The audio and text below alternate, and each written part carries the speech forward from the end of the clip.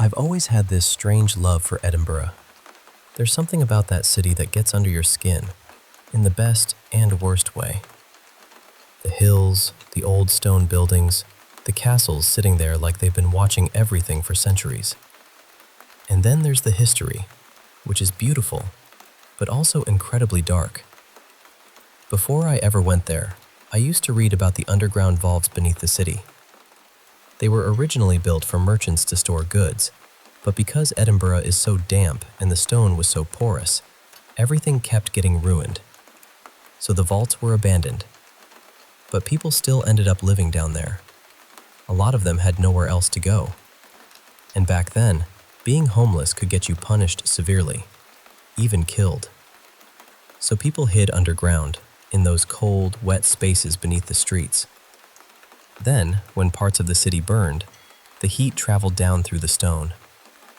Those vaults basically turned into ovens, and the people hiding inside never made it out. There were also all the witch trials. And the sad thing is, many of the people accused weren't witches at all. A lot of them were healers, people who understood herbs and natural remedies.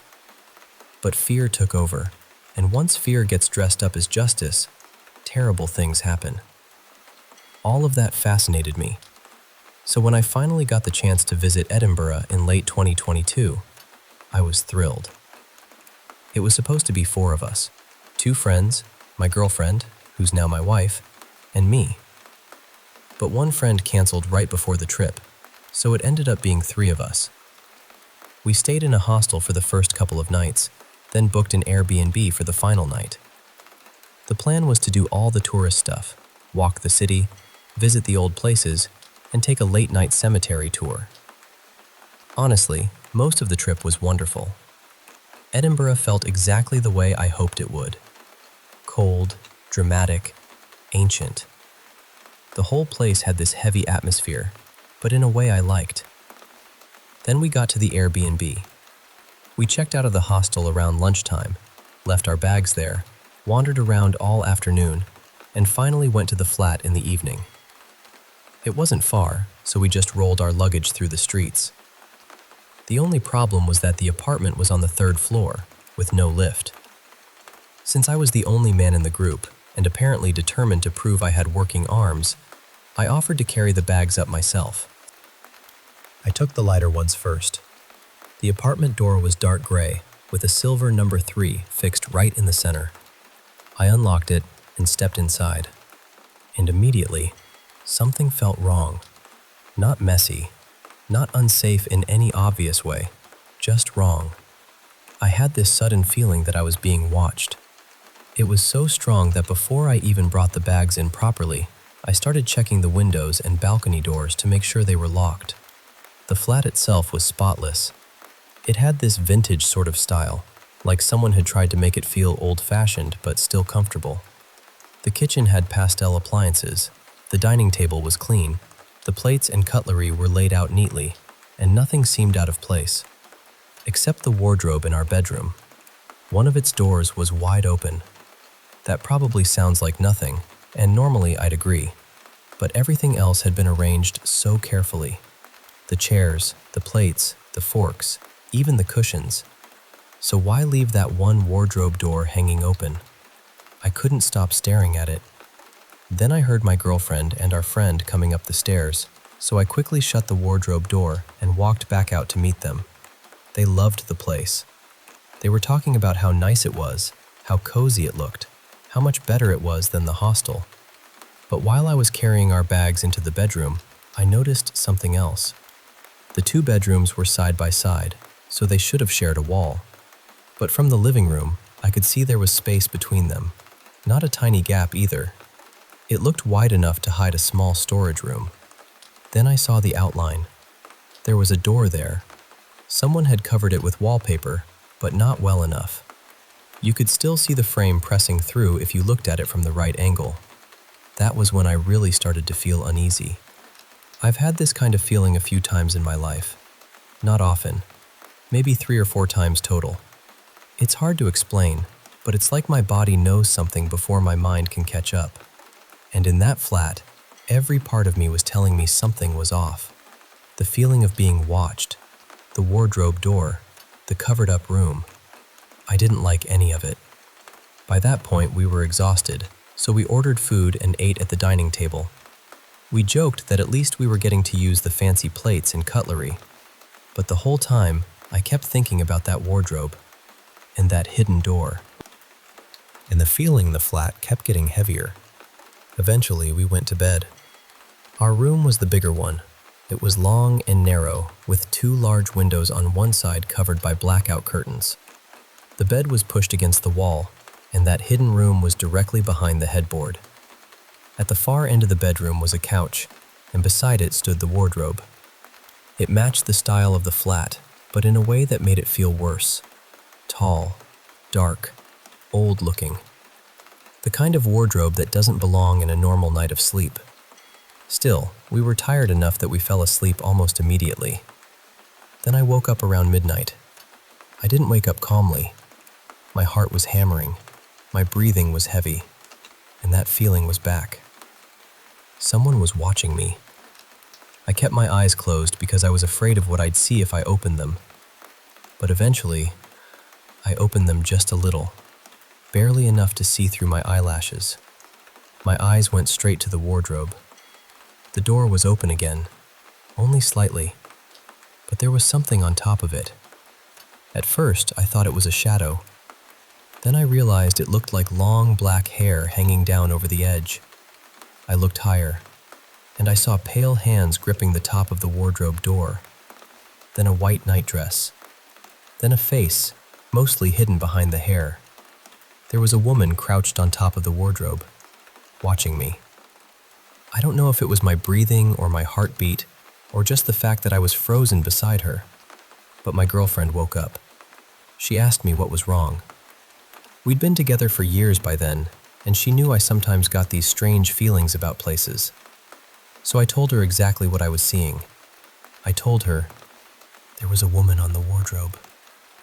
She couldn't see anything, but she could see me. She could see how scared I was. So she reached over and turned on the bedside lamp.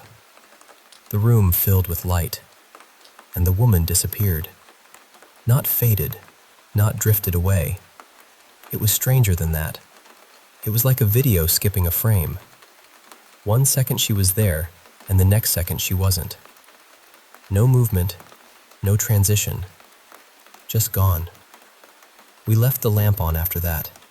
Somehow, I fell asleep again. Then I woke up a second time, and this time, the fear was worse. The lamp was still on, but it didn't help. The room was lit, and somehow that made the feeling even more awful. I was lying on one side of the bed. I reached out and felt my girlfriend beside me, still there, still sleeping. But I could feel someone else too, standing right next to my side of the bed. A woman. The same woman. I didn't see her this time because I kept my eyes shut, but I knew she was there. I could feel her leaning over me. I could feel her looking down at my face. It felt like her hair was hanging just inches above me. I was terrified that if I opened my eyes, I'd be staring straight into hers. My girlfriend woke up again, thank God. She asked me what was happening, and I whispered that the woman was beside the bed. That scared her too, but she still got up and turned on every light in the room.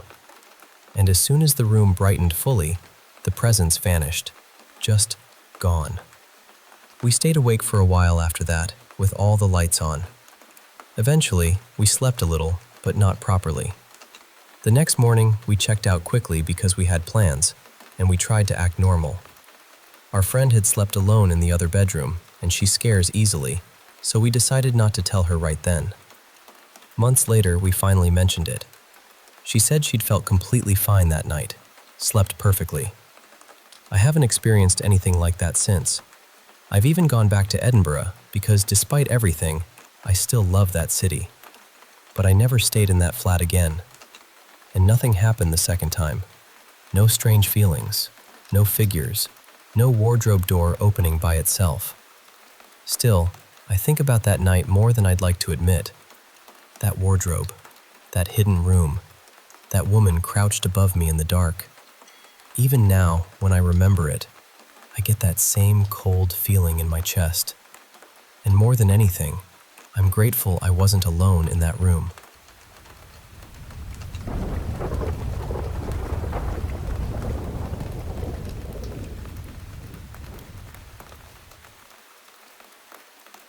Hi. I'm sharing this because I need to get it out. And because I'm hoping someone out there has been through something even close to what happened to me.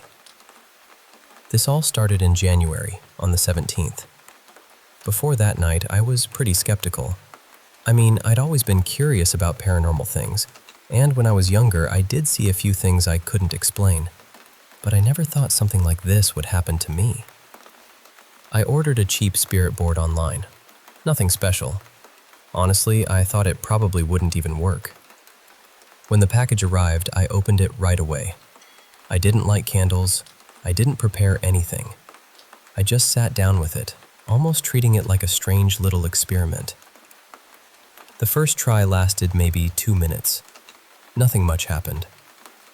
Then I tried again. I asked, "Is anyone here with me?" And the planchette moved to yes. At first, I wasn't scared. I was fascinated. It felt like something was guiding my hand, not pushing the planchette by itself, but using me somehow. That's the best way I can explain it. The thing claimed it was an impure soul. It said it only wanted to keep me company.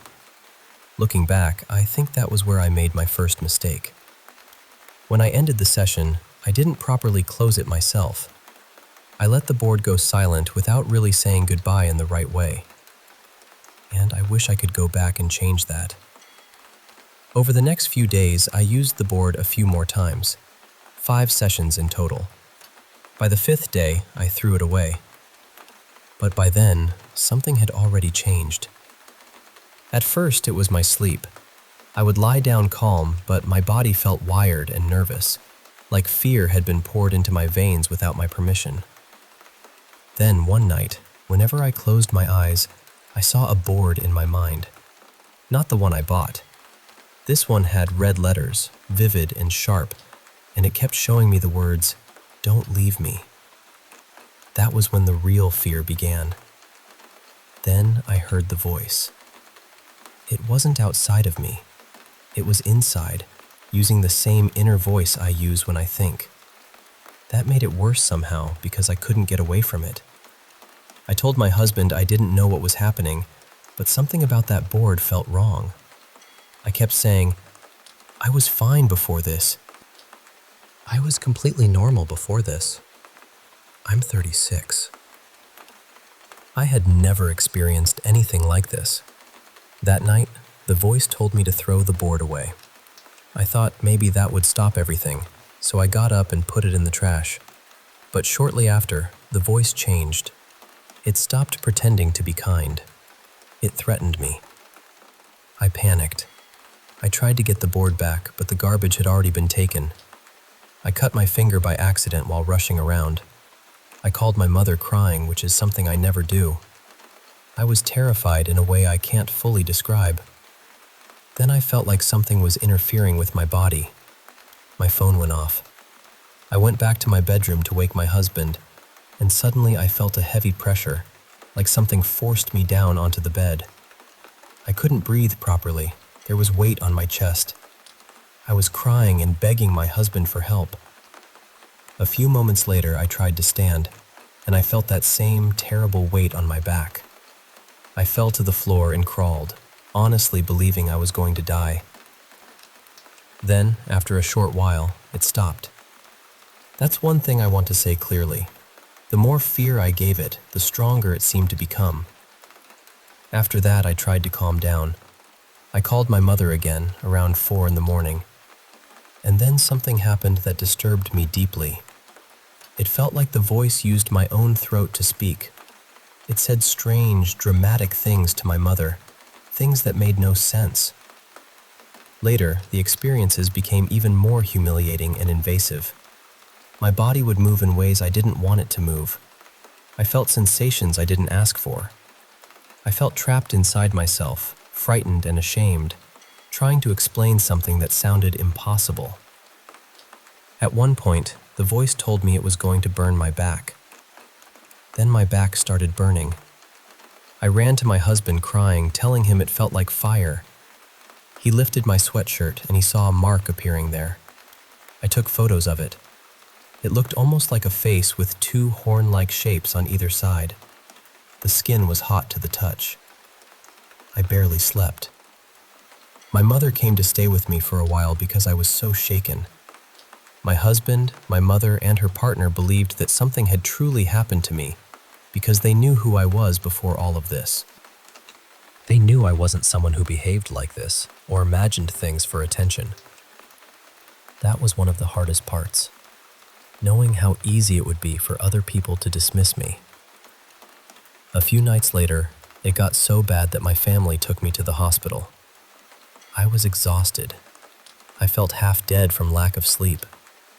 The mark on my back appeared again, and the doctors didn't know what to make of it. Some suggested I might have fallen. One asked if it could be a rash. Hearing that made me feel so alone. Eventually, I saw a psychiatrist. He touched the mark and said it was warmer than the rest of my skin. He suggested the mind can sometimes do powerful things to the body. I didn't believe that explanation, but at that point I was desperate for anything that might help. He prescribed medication, and for the first time in days, I slept. After that, the voice didn't have the same grip over my body, at least not like before. I think two things helped: the medication and my own determination to reject whatever this was. But it didn't disappear. Some days it still felt close. Sometimes it would speak through me for a second or two, and afterward I wouldn't remember what had happened. Once it said something threatening to my husband, and when he reacted angrily, I had no idea why. The days blurred together after that. The voice insulted me constantly. It tried to humiliate me, frighten me, and keep me tired. It used images from horror films I liked and twisted them into something disturbing. It invaded my dreams. It seemed to know what scared me, what upset me, and what made me feel vulnerable. My mother tried prayers. I tried prayers too. We went to a priest, but he wasn't an exorcist. He prayed with me, and although I appreciated him trying, it didn't solve it. Over time, I started noticing patterns. The more distressed I became, the louder it seemed. The more I gave in to fear, sadness, anger, or obsessive thoughts, the stronger it felt. When I forced myself to avoid feeding it with panic, the voice became more distant. Medication helped reduce some symptoms, but it didn't erase everything. That's where I am now. I'm still fighting this every day. I don't expect everyone to believe me. I know how this sounds. But I also know who I was before that board arrived at my door, and I know what changed afterward. I'm not sharing this to be dramatic. I'm sharing it because I feel isolated, and because I want to find people who went through something similar after using a spirit board. If you've experienced anything like this, I hope you know you're not alone. And if someone listening is thinking about using one of those boards just for fun, please be careful. I wish I had never touched mine.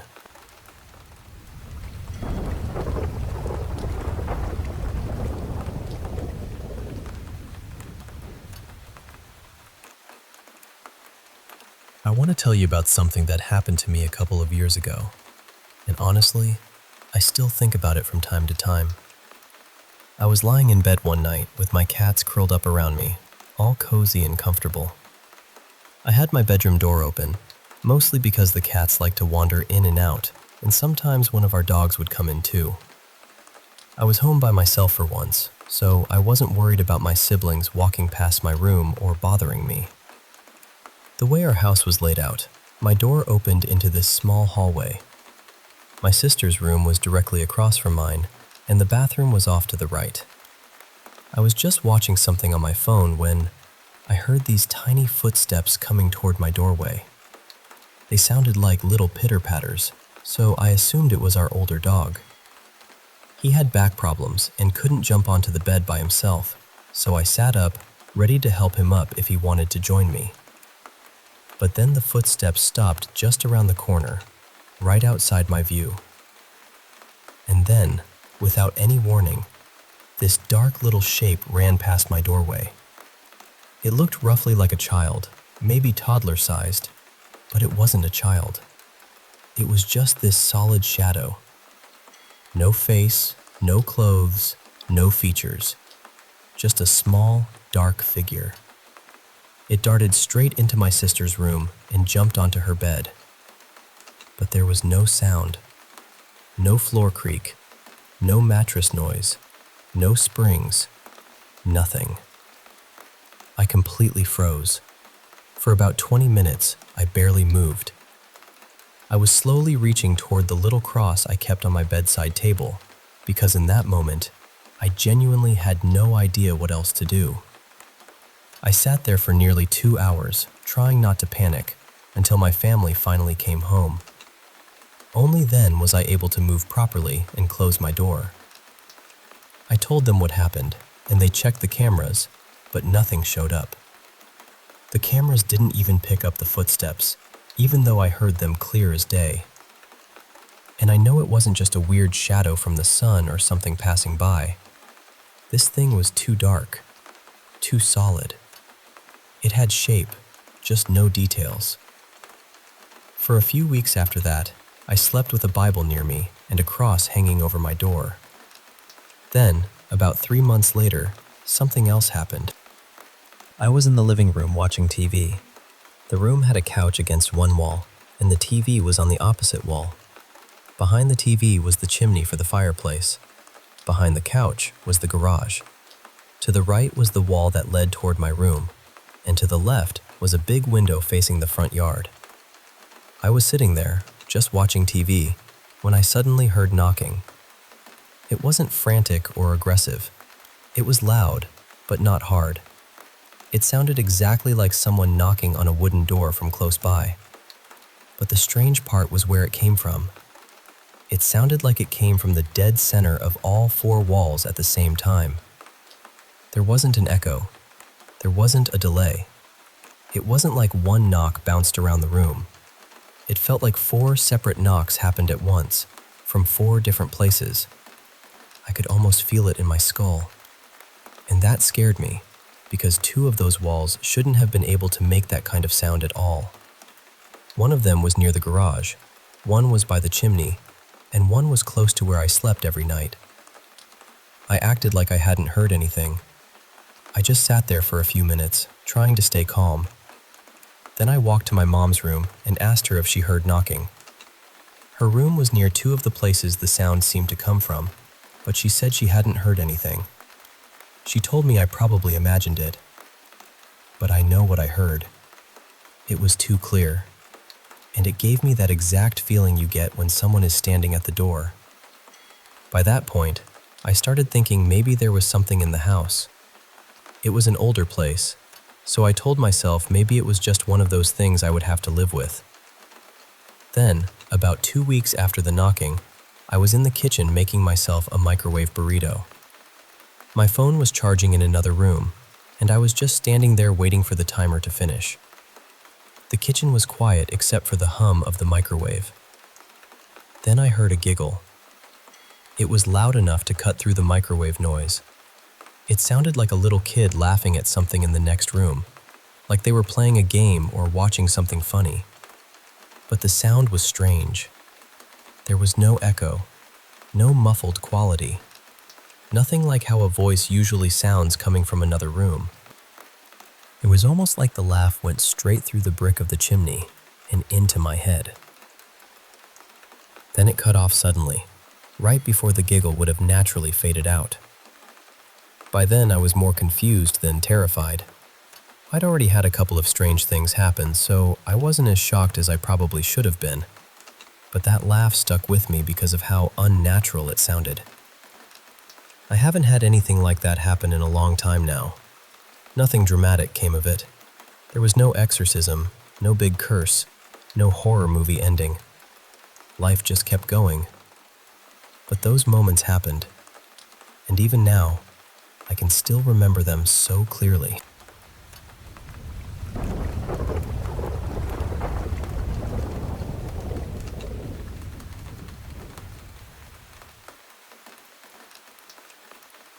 This happened in the UK, sometime around late autumn of 2012.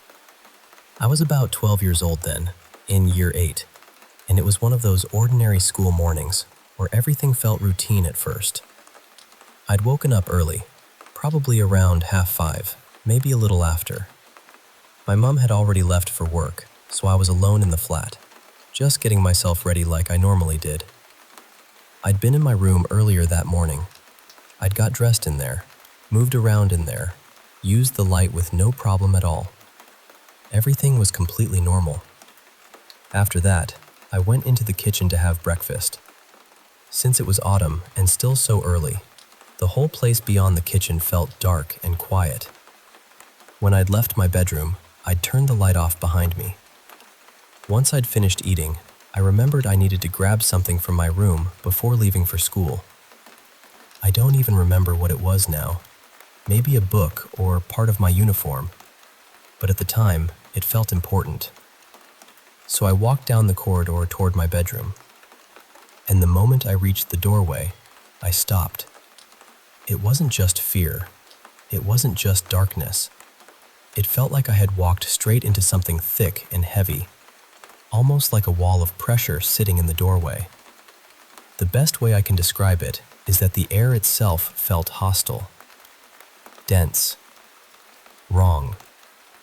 I know that sounds dramatic, but I'm not trying to dress it up. That is genuinely how it felt. I just stood there, staring into my room. It was pitch black inside, and suddenly, every part of me was telling me not to go in.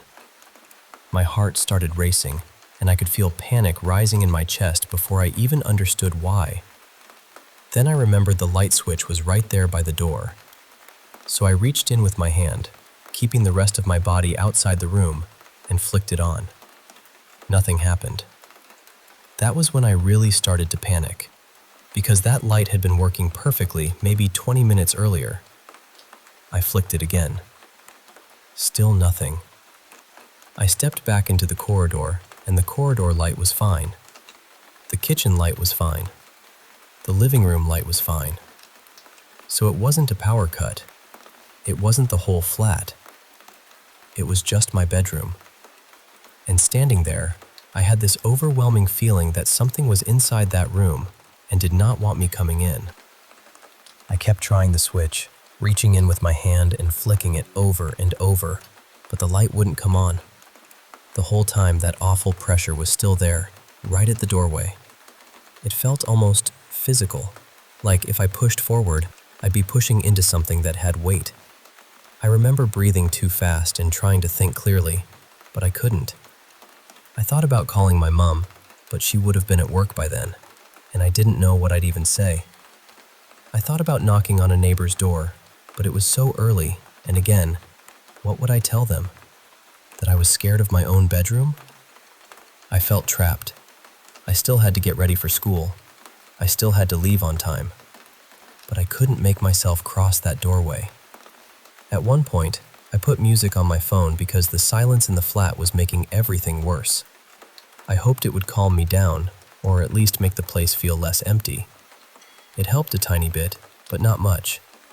I was still moving between the kitchen and the corridor, crying, watching my bedroom door the whole time. My gut was screaming that something was deeply wrong. In the end, I didn't go in. Whatever I needed from my room, I left it behind. I got my things from elsewhere, unlocked the front door, and kept looking back over my shoulder until I was out. Then I locked the door and went to school. When I came home later that afternoon, everything felt normal again. The flat was quiet, but not in that horrible way. My bedroom didn't feel heavy anymore. There was no pressure at the doorway, no sense that something was waiting in there. The first thing I did was try the light. It came on immediately. That scared me almost as much as it not working in the first place, because it meant the problem had only existed during that short window of time. Just that morning. just when I'd needed to go into the room.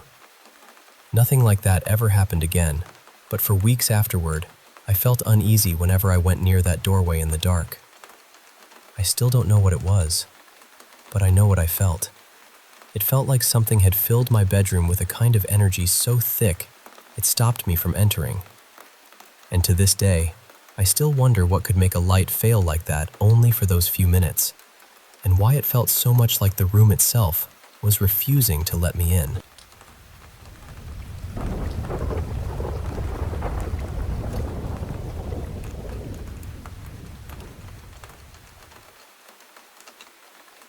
I still think about this night more often than I probably should.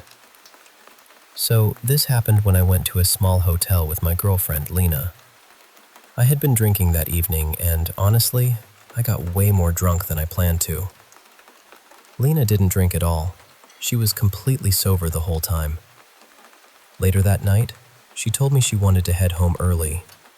She said she needed to catch the last bus and didn't want to waste money booking a ride. I was too far gone to follow her, so she told me to just stay in the room and rest.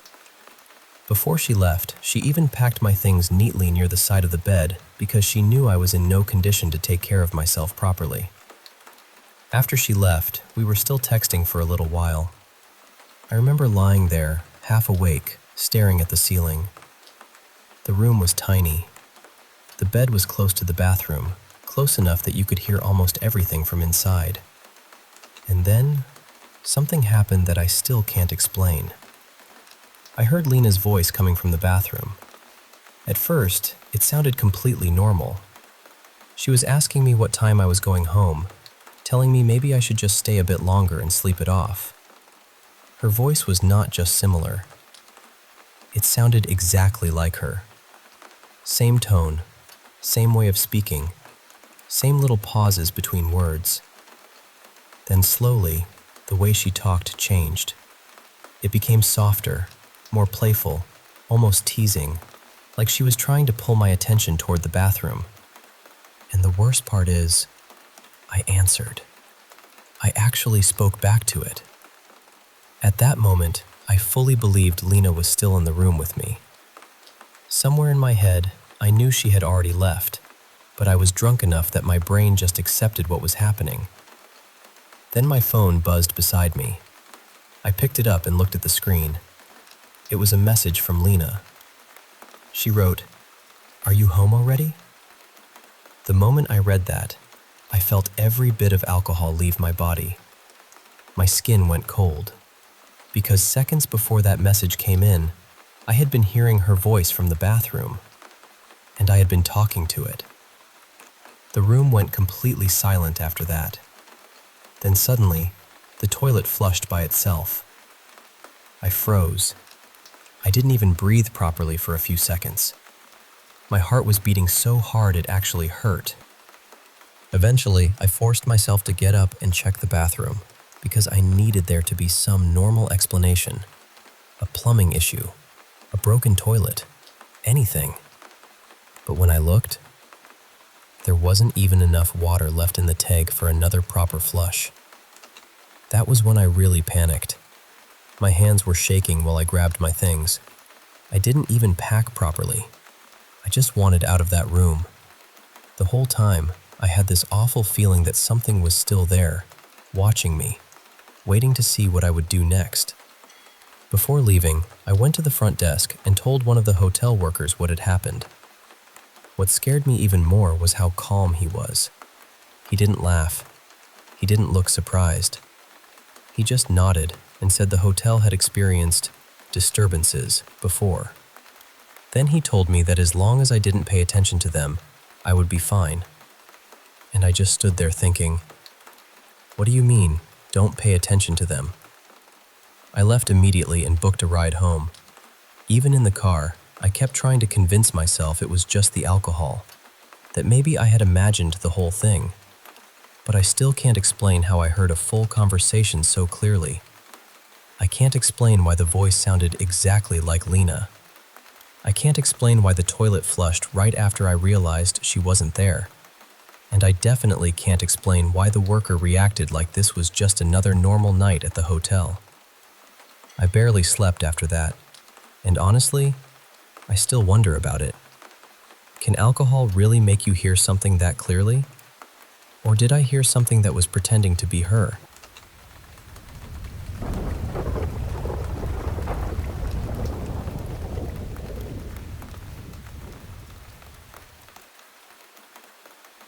I've never really known how to explain this without sounding like I'm reaching for answers in the dark, but I'm going to try. When I was younger, my family lived in a house that never felt completely empty. I was there for most of my childhood, and for years, things happened that I still think about. I was the one who seemed to notice it the most. I heard things, I saw things, and because I was a kid, it was easy for everyone to tell me I was imagining it. But I know what I felt. When I got my own room, my parents gave me the bigger bedroom because it was in the middle of the house and they thought I'd feel safer there. Instead, I hated it. At night, I would hear footsteps in the hallway outside my door. Sometimes it sounded like they were inside the room too, or moving through the walls and ceiling. I cried so much that eventually my parents took that room back, and I went back to sharing with my sister. For a while, that helped. But it didn't stop the house from feeling alive in a way it shouldn't have. There were voices sometimes, shadows, objects moving when they shouldn't, sounds nobody else admitted to hearing. I got called dramatic, scared, even crazy. So I learned to keep a lot of it to myself. One morning, when I was around 11, I had my own room again. I'd promised my parents I wouldn't cry at night anymore. I told them I was older now, that I could be brave. My phone was charging on my dresser across from my bed, and my alarm went off for school. For some reason, even though it was just an alarm, the sound always startled me. I had even set it to a song I liked, but in that quiet house, it still felt wrong. Then my phone suddenly fell. It hadn't been near the edge. It had only been ringing for a few seconds. And when it hit the floor, I froze. I had one of those chargers that lit up, and the glow cast a shadow across the wall. What I saw looked like the side profile of a man wearing a wide-brimmed hat. I just stared at it, shaking, trying to make my body move. Finally, I forced myself to turn on the light. I waited a moment, trying to calm down, then went over to pick up my phone. The second my hand touched it, I felt this sudden rush of air brush past me, strong enough to lift my hair. For a moment, I felt like my body lifted too. Just barely, but enough that I've never forgotten it. A few months later, we moved. The landlord wanted the house back, and that was the end of living there. Except it wasn't really the end. After we left, I started dreaming about the house. Not once or twice, but again and again. Different dreams, different versions. Sometimes there were shadowy figures. Sometimes the house was burning. Once it was somehow sitting inside a cemetery near where we lived. Another time I dreamed I met someone who said he was the one who played all the people in my dreams, and he looked exhausted by it. That dream ended in my room at our new house. He smiled at me in this awful way and asked, "Do you know what's going to happen?" I begged him to tell me. He started mumbling something, like he was explaining the future, but I couldn't hear him because I kept crying and talking over him. It felt like one of those dreams where your own fear traps you inside it. Even now, years later, I still dream about going back. Sometimes when I'm out, I'll suddenly have this strange feeling that I'm going home, and for a split second, I mean that house. Then I remember I don't live there anymore. I haven't lived there in years. That's the part that unsettles me most. Sometimes it feels like everything that happened there goes quiet until I pass by it, and then it all wakes up again. Not long ago, I talked to the landlord's grandson. We had known each other since we were little, but we had never talked about the house.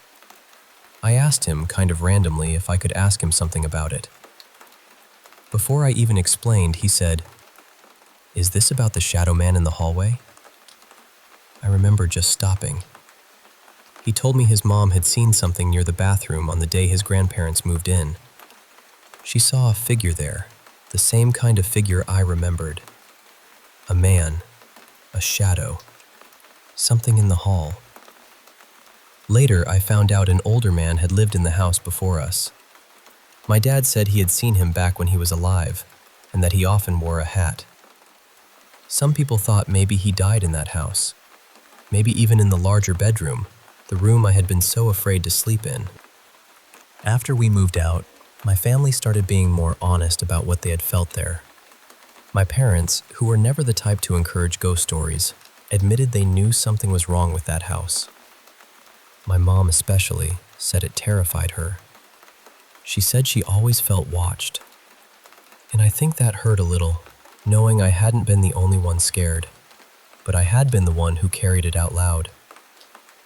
The strangest part is that even after everything, I think I would still go back if I had the chance. I don't know why. Maybe I want answers. Maybe a part of me is still standing in that hallway, listening. Maybe the house never fully let go of me. So I guess what I'm really asking is this. Can a place, or whatever lives inside it, attach itself to a person? Because sometimes it feels like I left that house years ago, but something from it followed me anyway.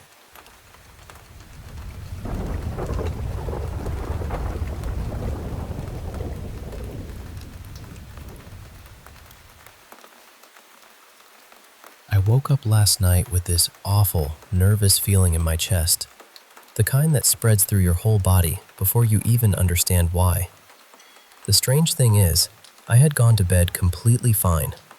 I wasn't scared. I wasn't thinking about anything creepy.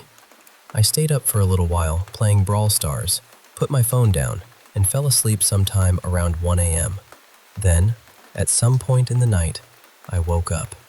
I didn't check the time. I didn't want to. I just remember opening my eyes and hearing a song playing in my head.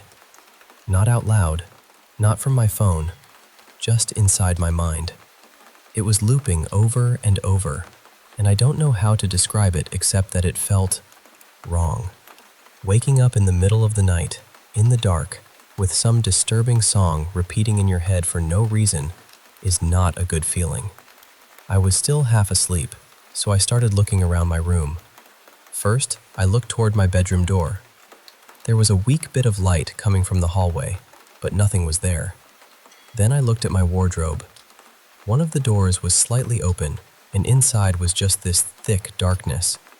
It looked deeper than it should have, like the shadows were packed into it. The song still wouldn't stop. Then this uneasy feeling came over me. It wasn't exactly fear at first.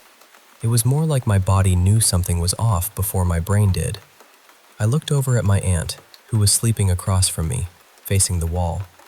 She was completely still, just asleep like normal. So I tried to tell myself I was being ridiculous. I lay back down and tried to calm down. But then I looked at the window, and that was the mistake. Between the blinds, right up close to the glass, I saw something outside. I live on the 3rd floor, so there shouldn't have been anything there. But for that 1 second, I saw a shape. It was round, maybe around the size of a small bird or a chicken, with these pointed parts hanging down from the bottom. It looked like it was pressed near the window, like it was looking in. I froze. I only stared for a moment before forcing myself to look away. I kept telling myself, it's probably just the trees. It's just the trees. There are palm trees outside, so I tried to convince myself that must have been what I saw. Then I turned over and somehow managed to fall asleep again. When I woke up at 6, I had almost forgotten about it. My alarm went off like usual, and for a while, I didn't even think to check the window. I have a hurt ankle right now, so I decided to stay home instead of going out. Later, when more daylight came into the room, the memory suddenly came back. I went straight to the window. There was nothing there.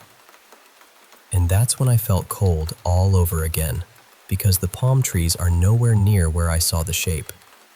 They're farther away and off to the side. Whatever I saw had been right in the center of the window, between the blinds, close to the glass. It didn't look like a tree. It still makes my skin crawl thinking about it. Later on, I realized where the song had come from. It was from an Instagram reel my friend had sent me a few days before. The video had distorted images and clips playing with that same song in the background. So maybe my mind just dragged it up while I was half asleep. Maybe the shape was nothing. But I remember exactly what I saw, and I remember exactly how it felt. And I still don't want to look at that window at night.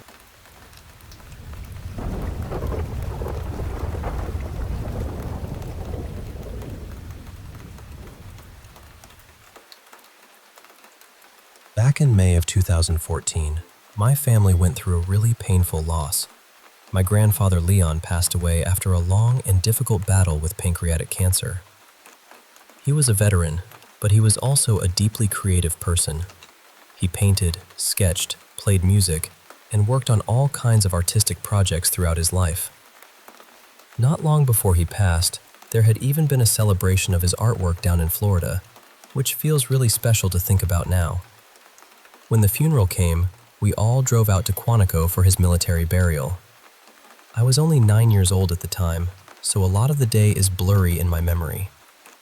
I remember standing there with my family, listening to people speak about him. I remember the honor guard firing the blank shots, too. I didn't handle that part very well because I've always been sensitive to loud noises. But the part that stayed with me most happened afterward. We were all getting back into the car, ready to leave, and the car just would not start. My mom tried the key again and again, but nothing happened. It was an older car, so normally I'd say, well, that explains it. But what happened next is what makes me pause. After a few tries, my mom just sat there for a second and said something like, "Dad, you can let us go now. I know." Then she turned the key one more time, and the car started. Just like that. Even now, I know how easy it is to call something like that a coincidence. The car was old. Cars act up. Things happen. But the timing of it has always felt strange to me. It didn't start until my mom spoke directly to him, almost like she was acknowledging that he was there, or that he was having a hard time letting go. I've had other odd experiences around funerals too. I don't know how to explain it exactly, but sometimes there's this heavy feeling in the room. Not frightening, really. More like someone is still lingering nearby, like their presence hasn't fully faded yet. With my grandfather, I've always wondered if maybe that moment at the car was his way of reaching out one last time. My mom had spent time with him near the end, sitting with him while he was dying, and then after she left, he passed away. So maybe there was something unfinished there. Maybe he just wanted her to know he was still with us, for one final moment. I don't remember everything about him because I was so young, and more than 10 years can blur a lot of details. But from what I do remember, and from what people have told me, he was a talented, complicated, loving person. And I know my mom meant a lot to him. So I still think about that day sometimes. Maybe it was just an old car finally deciding to work. Or maybe, in his own quiet way, my grandfather was saying goodbye.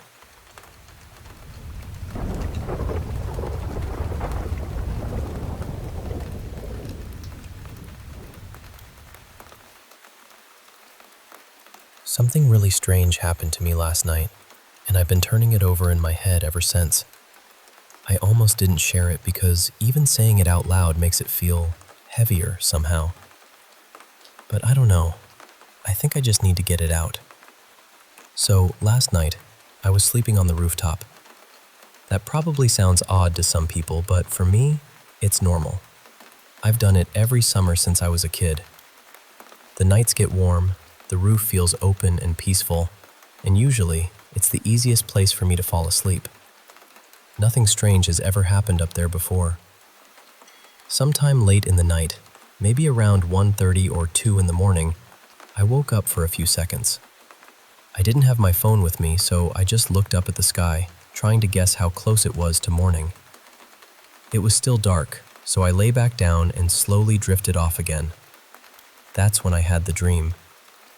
In the dream, I was sitting at my computer, working from home, already irritated and tired. For the past few days, the milk we had been getting seemed wrong somehow. Thin, watered down, not the usual quality. I remember feeling annoyed enough that I had decided I was going to confront the milkman the next time he came. I was sitting there waiting for him, almost rehearsing what I was going to say. Then I heard footsteps on the stairs. Someone was coming up toward my room, and in the dream I immediately thought, okay, that must be him. But when I looked over, it wasn't the current milkman. It was our old milkman, Ramesh. He had delivered milk to our house for years, maybe 11 or 12 years. He knew everyone in the neighborhood, and the thing is, he died last year. He took his own life. In the dream, he was climbing the stairs slowly, holding the milk in his hands, and the whole time, he was looking straight at me. Not just looking, really. Staring. He had this strange little smile on his face, almost like he already knew what I was thinking. Like instead of me confronting him, he was the one coming to confront me. I remember feeling frozen. I couldn't speak. I just watched him come closer, step by step. Then he reached the final stair, still smiling at me, and I woke up. For a moment, I just lay there on the rooftop, trying to breathe normally.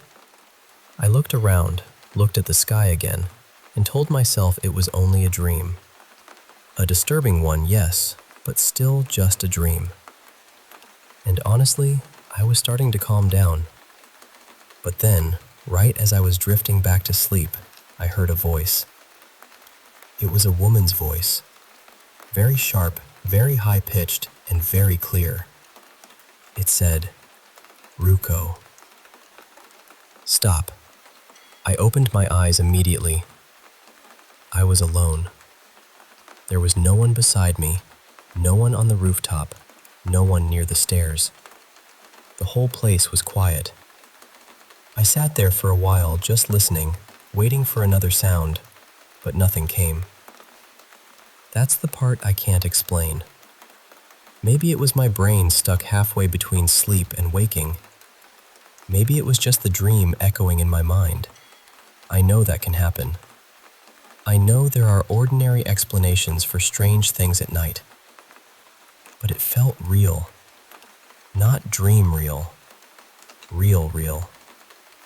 And the timing is what bothers me most. Right after dreaming about him, I hear a voice telling me to stop. My mother had told me before not to talk too much about him because his death wasn't natural. She doesn't like when people bring him up. And today, when I told my brother what happened, he got upset with me too. He told me not to keep mentioning people who died that way, not to talk about seeing them in dreams, because according to him, speaking about them can somehow draw them closer. He even said, "What if he's somewhere nearby?" I don't know what I believe. I really don't. Part of me thinks it was just my tired mind creating something out of fear and memory. Another part of me keeps replaying that voice, the way it cut through the silence. I don't really have anyone around me I can talk to about this without them either getting scared or angry, so I guess I'm sharing it here because I needed to tell someone. And there's one more thing that makes it harder to brush off. It's May now. He died in May of last year, almost exactly 1 year ago.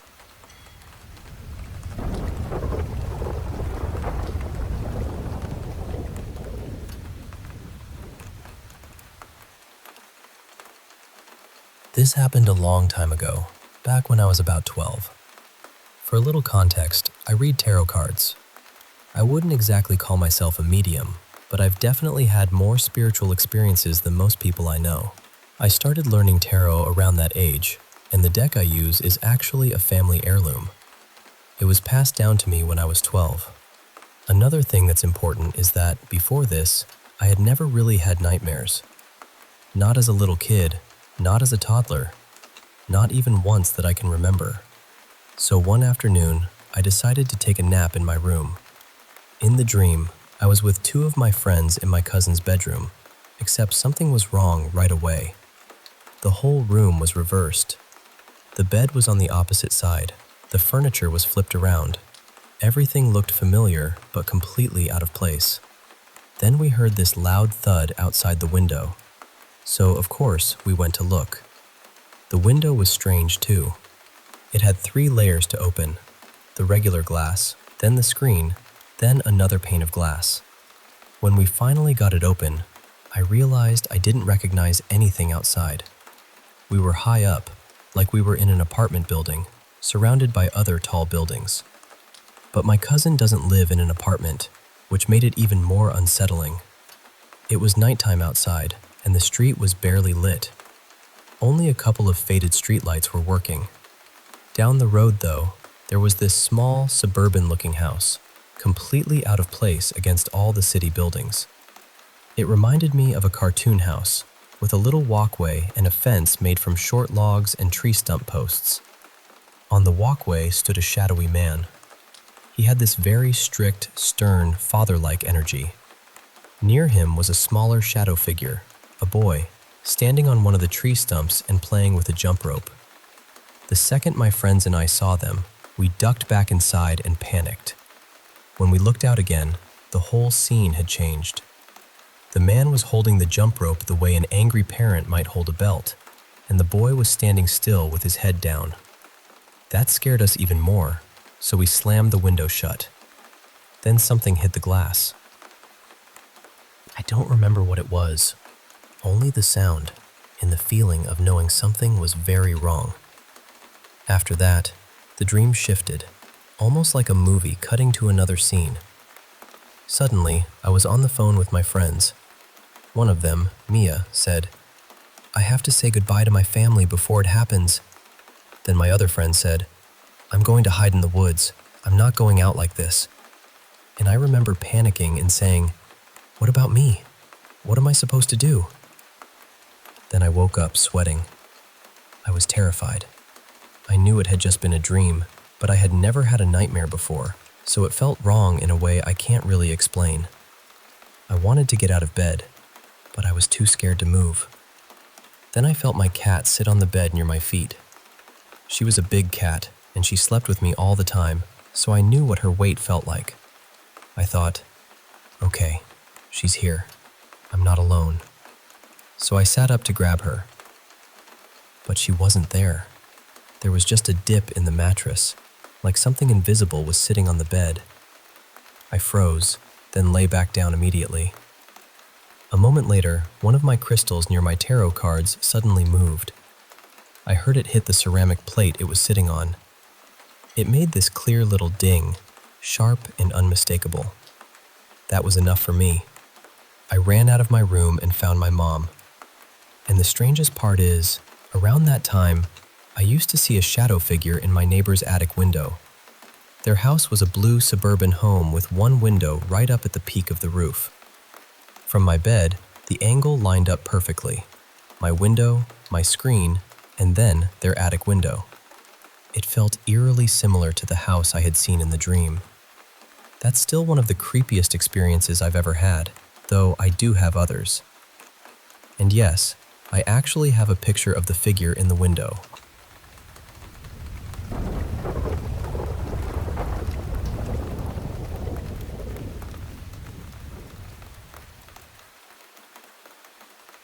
I'll be honest with you.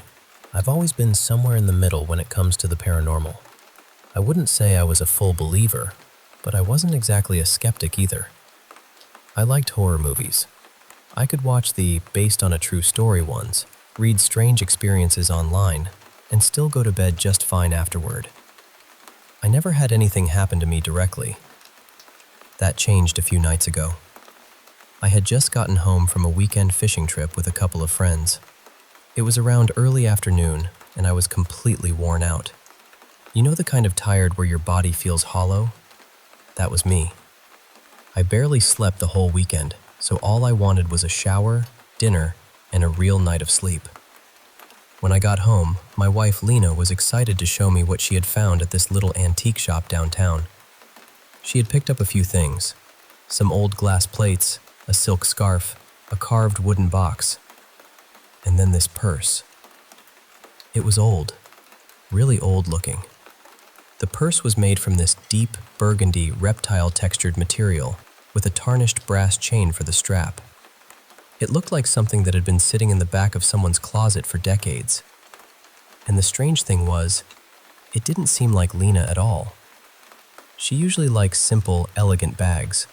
Clean lines, soft colors, nothing too dramatic. So when she told me she paid $85 for it, I was surprised. But she was so happy with it, and I didn't want to dampen that. So I told her it was interesting and that I liked it. The rest of the day was normal. I unpacked, we made dinner, cleaned up a little, watched TV, and eventually got ready for bed. Lena falls asleep fast. I mean, within minutes. I'm the opposite. I usually scroll on my phone for a while until I feel myself drifting. That night, she was already asleep beside me. I was lying on my side, facing her, phone in hand. It was warm in the room, and our dog, Milo, who usually sleeps on the bed with us, had chosen the hardwood floor near the doorway instead. It was around 11:40 at night when I finally put my phone down. I rolled onto my back, ready to sleep. And that's when I saw her. At first, I didn't understand what I was looking at. The room wasn't completely dark, but it was dim enough that my eyes needed a second to adjust. There was a woman's head hovering just above me, maybe a foot or so from my face. I can still see it so clearly. Her hair was thin and tangled, hanging in uneven strands around her face. Her skin was old and wrinkled, but it wasn't just age that made her frightening. It was her expression. Her mouth was slightly open. Her upper lip was curled, almost like a snarl. Her nose was wrinkled up, and her eyes were wide, bulging, and fixed with this hateful intensity. But she wasn't looking at me. She was staring at Lena. That was the worst part. The absolute worst part. It felt like this woman was leaning over me from the side of the bed, bent at some impossible angle, looking past me at my wife with this awful, vicious focus. I don't know how long I actually looked at her. It felt stretched out, like time had gone syrup thick. But I must have reacted almost instantly, because the next thing I knew, I threw myself toward Lena and practically climbed over her. She woke up terrified, asking me what was wrong. She turned on her lamp, and when she saw my face, she went quiet for a second. Then she said, "I have never seen you look like that before." And I believe her. My heart was pounding so hard I thought I might pass out. I could barely speak at first. When I finally told her what I saw, I described the woman, the face, the way she appeared over me. But I left out one detail. I didn't tell Lena the woman had been staring directly at her. I just couldn't. She was already scared enough. We stayed awake for about an hour after that, trying to make sense of it. I kept telling myself maybe I had been half asleep. Maybe it was some kind of waking dream. But I knew what I saw. And the room felt wrong. That's the only way I can describe it. The air felt heavy. Not just emotionally, but physically. Like the room had pressure in it. At one point, I got up to use the bathroom, and walking felt strange, almost like I was moving through water. I felt disconnected from myself, like I was watching my own body move. When I got back into bed, I was exhausted, but every time I started to drift off, this sharp feeling would hit me, like something terrible was about to happen right then. It jolted me awake 3 or 4 times before I finally managed to fall asleep. A few hours later, around 3:15 in the morning, Milo woke us up. He was growling. Not barking at the window, not reacting to a sound outside. He was standing at the foot of the bed, trembling and staring toward the corner of the room. At the purse. The antique purse Lena had bought earlier was sitting on a chair near the dresser. Milo wouldn't go near it. He just stared at it, whining under his breath, with his body low and tense. And that's when something clicked for both of us. We didn't say much. We just got up, took the purse out of the bedroom, and put it downstairs near the front door. After that, we managed to sleep until morning. When we woke up, Lena told me she'd had a nightmare after we went back to bed. She dreamed she got up in the middle of the night and looked out our bedroom window. Across the way, she saw our neighbor standing in his window, staring back at her. In the dream, they just stared at each other. Then he raised a gun to his own head. She said it felt so real that when she woke up, she wasn't even sure it had been a dream. The next morning, I went to work, but I couldn't stop thinking about it. I called a friend of mine, Daniel, who has always been into paranormal stuff. I told him everything. He listened quietly, then said, "You need to get that purse out of your house." He told me he thought something negative was attached to it, and that whatever it was, it didn't want Lena to have it. He said to return it if possible, and then cleanse the house. The antique shop wasn't supposed to open again for 2 days, but Lena didn't want that purse in the house for another minute. She drove it back and left it by the shop's front door. She didn't care about the money. Neither did I. When she came home, she opened the windows, cleaned the house, and burned sage through every room. That night, I'll admit, I was still scared. I couldn't tell if the house still felt strange or if my nerves were just shredded. Lena felt the same way. We got into bed, but neither of us wanted silence, so we put on old comedy movies and let them play until we finally fell asleep sometime after 1 in the morning. Nothing happened that night. No footsteps, no strange feeling, no growling, no woman. I'm hoping that was the end of it. I don't know exactly what we brought into the house with that purse, and honestly, I don't think I want to know. But I know this much. Before that night, I could laugh off stories like this.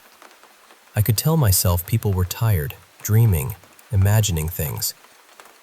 Now I understand how quickly one moment can change what you believe. And if something ever feels wrong the second it enters your home, listen to that feeling. Some things aren't meant to be brought inside.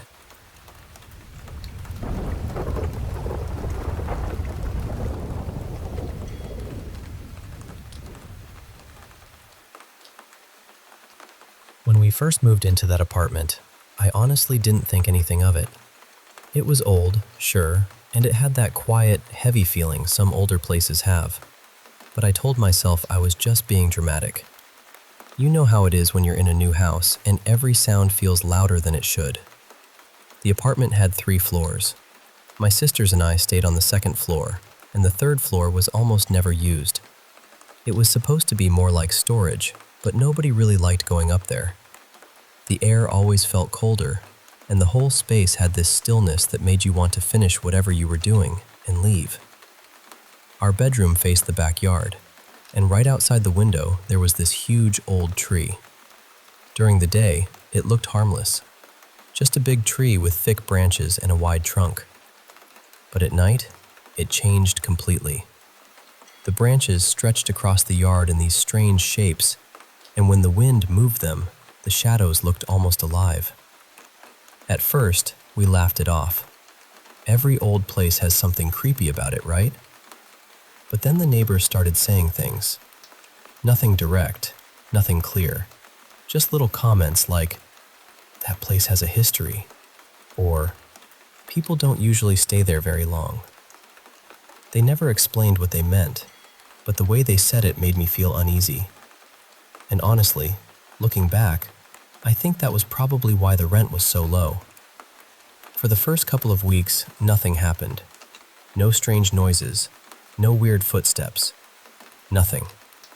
We unpacked, studied, adjusted to the place, and tried to ignore that uncomfortable feeling that seemed to linger in certain corners of the apartment. Then one night, everything changed. My sisters and I were studying late for exams. We each had our own little study table, and mine was near the window facing the backyard and that huge tree. After a while, my sisters got too tired and went to sleep, but I stayed awake because I still had a few chapters to finish. It must have been around 2 or 3 in the morning when I looked outside, just to rest my eyes for a second. And that's when I saw her.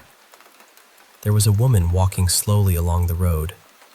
At first, I thought maybe I was tired and imagining it. But no, she was there. She was pregnant, heavily pregnant, and she was wearing a long blue dress that almost touched the ground. Her walk was strange. Slow.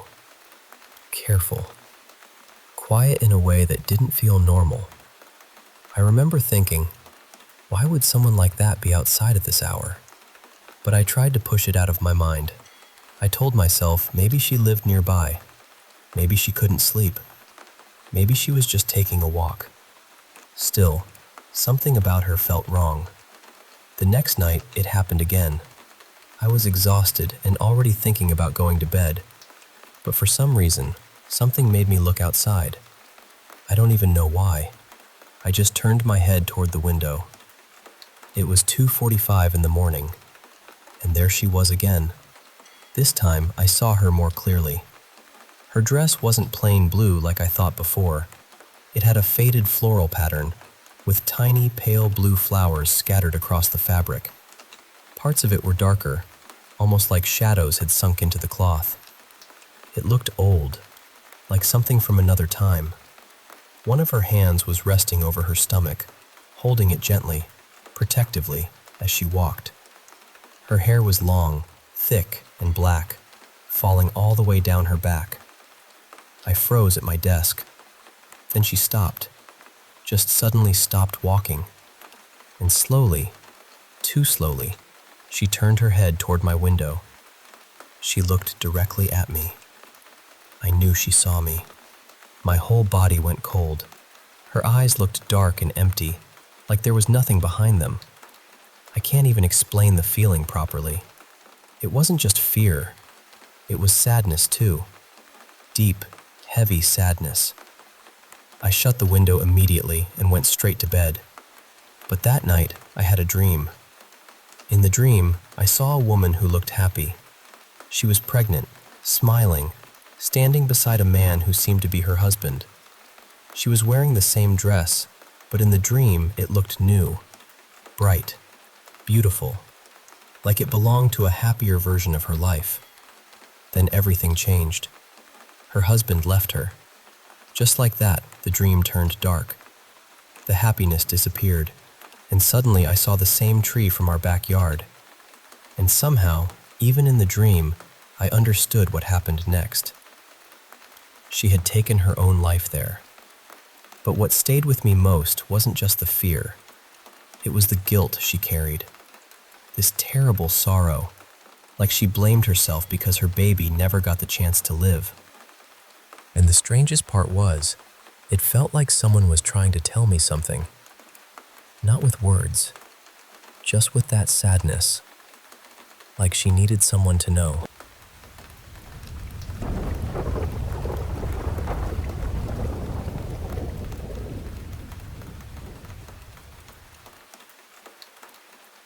I've been feeling really frustrated with my life lately.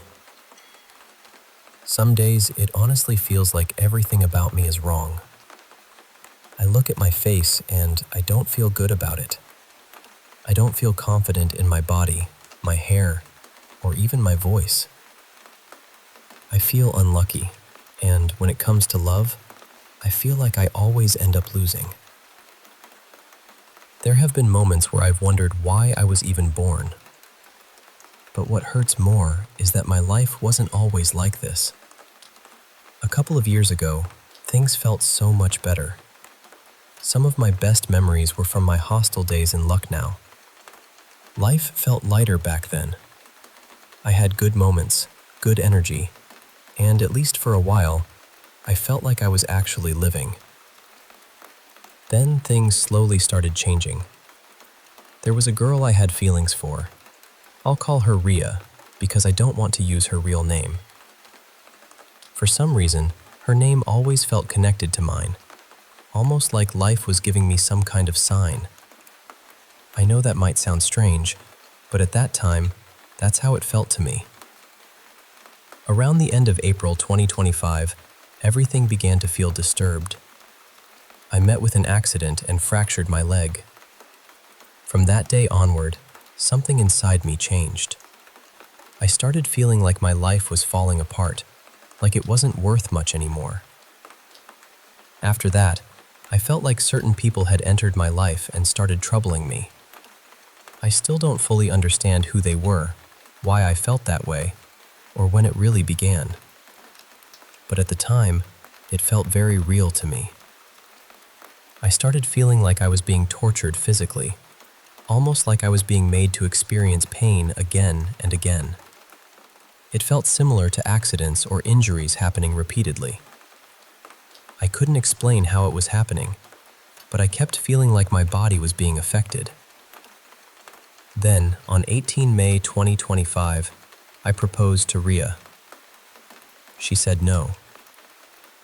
That rejection hit me very hard. I had used drugs once or twice before with friends, but I had stopped. After she rejected me, I slipped back into drugs heavily. I wasn't in a stable place mentally, and everything started feeling darker and more confusing.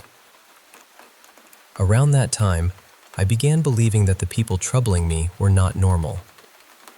I felt like they were hiding something from me, like maybe they weren't even human, or like they had some kind of control over the situations around me. I know that sounds unbelievable now, but back then, it felt completely real in my mind. I also started feeling like my voice had changed in a strange way. I felt like when I spoke, people reacted differently, almost in a sexual way. I know it sounds odd, and even I don't know how to explain it properly, but that was something I genuinely felt at the time. Later, I started thinking a lot about Nazar, or the evil eye.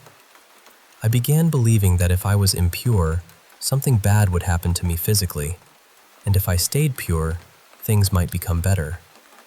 For example, I thought that if someone gave me the evil eye on my face might become darker or get marks. Once, after talking to someone for a long time, I got into an accident and ended up with a mark on my face. I connected that incident to the evil eye. I also started connecting injuries on different parts of my body to the same idea. I know it sounds difficult to believe, but that was honestly how my mind was working during that period. This phase lasted for about 4 months, from April to August. Around the beginning of August, maybe on the 1st or 2nd, I started realizing that something was seriously wrong. At one point, I felt like these people were fooling me by pretending to be news channels, like BBC, or even pretending to be my relatives and family members. I was also using drugs during that time, so my mind was not clear at all. I even wrote notes saying I would become famous. I felt like I was communicating with them through my thoughts. Later, I started feeling like thoughts were being placed into my mind, making me believe all kinds of things, even things connected to my brother or my grandmother's soul. My grandmother passed away 7 years ago, and I was very emotionally attached to her. So when thoughts about her came into my mind, they affected me deeply. Over time, I started realizing that some of these things might not have been real. But even then, I stayed confused because of the drugs, the stress, and the mental pressure I was under. I also felt like I was being given dates and promises, like everything would stop on a certain day. But nothing really ended. That made me feel even more trapped. For a long time, repeated sounds also disturbed me. Coughing, spitting, small noises, ordinary sounds around me. All of it started feeling targeted. I know some of those sounds are normal, but to me, they felt continuous, personal, and painful. During this same period, Bad things kept happening in my life. My bike ran out of petrol near a closed petrol station. Then another station had no petrol either. Small, unlucky incidents like that kept piling up. A lot of my electronic things also stopped working in a short time. Chargers, PC parts, extension boards, and other items. Even my mother once said something like, "If you touch something, it becomes weak or breaks." That stayed in my mind, and it made me feel even more unlucky. Now I feel like everything around me goes wrong. I feel like I carry bad luck with me. I tried telling my family and some friends, but they didn't really take me seriously. Some of them thought I was joking. That hurt too, because inside, I wasn't joking at all. I was scared, confused, and tired. Right now, I feel very low and alone. The girl I cared about doesn't want me anymore. I feel like I can't do anything properly, even when I want to. Sometimes I'm afraid to go outside because I feel like things might get worse. I've never intentionally tried to hurt anyone. I don't feel like I've done something so wrong that I deserve all of this. But still, this is how my life feels right now. And honestly, I don't know what to do anymore.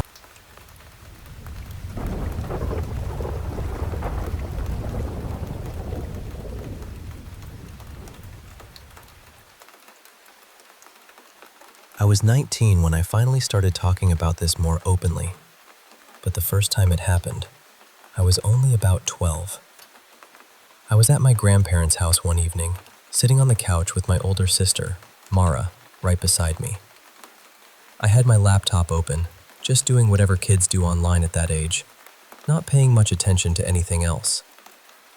Then, out of the corner of my eye, I saw something near the bookshelf by the staircase. It looked like a person, but not really. More like a completely black shape. Its head was rounded in this strange way, almost like a smudged thumbprint. It looked like it was wearing clothes that reminded me of one of my aunt's outfits, and there was something around its neck. A rope. It was hanging there. I looked up so fast, but when I stared directly at the spot, there was nothing there. The second I looked back down at my laptop, though, I could see it again. Same place, same shape, just hanging near the stairs. I turned toward Mara, absolutely terrified, and before I even got a word out, she said, "Do not tell me there's something beside me." That made my stomach drop. I told her, "No, it's not beside you," and then I asked if she could see anything near the bookshelf. She looked, but she said she didn't see anything. Then she told me to go tell our grandmother. So I did. But while I was trying to explain it to my grandma, I saw another figure.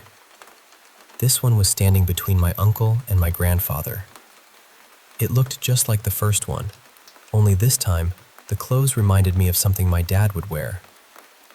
My grandma didn't laugh. She didn't tell me I was imagining it. She immediately went upstairs, came back with rosary beads, and told me to pray. That reaction scared me almost as much as what I saw. A few years after that, my grandfather had serious back problems and ended up needing surgery. Around that same period, my uncle developed a tumor behind his eye and needed surgery too. I'm not saying those things were definitely connected, because I honestly don't know. But after what I saw, it's hard not to wonder. It just stayed in the back of my mind, like a cold hand on my shoulder. Then, when I was around 16, something else happened. My grandparents asked me to go into the garage and grab a bottle of wine. I didn't think anything of it. I walked over, opened the door, and flipped on the light. The lights flickered for a second, and in that flicker, I saw a man standing right in front of me. He was so close to my face that I jumped back immediately. He had a tall top hat, and he seemed broad, almost unnaturally large, though I could only really see him from the shoulders up. He was just there, inches away from me. I looked over at Mara, and the look on her face told me she knew. She knew exactly what I had seen. I ran back inside and started praying to God and Jesus because I didn't know what else to do. After a little while, I came back and sat beside my sister. She looked at me and asked, "Did you see that man too?" I said yes. That was when she told me she had seen the same man a few weeks before in the same house. We told our grandma again, and eventually she had a priest come bless the house. The strangest part is that it only ever happened to me and Mara. Nobody else in the family saw these things. Not my grandparents, not my parents, not my uncle, just us. And what still confuses me is that all of this seemed to start around the time I became more serious about my faith. I was praying more, believing more deeply in God, and trying to understand spiritual things in a real way. I still believe in God. I still pray. But I also still don't know what my sister and I saw in that house.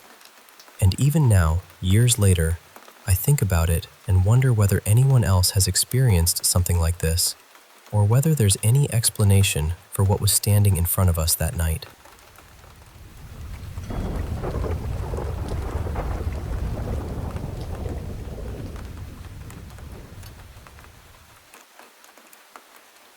I'm going to tell you something that still feels difficult to say out loud.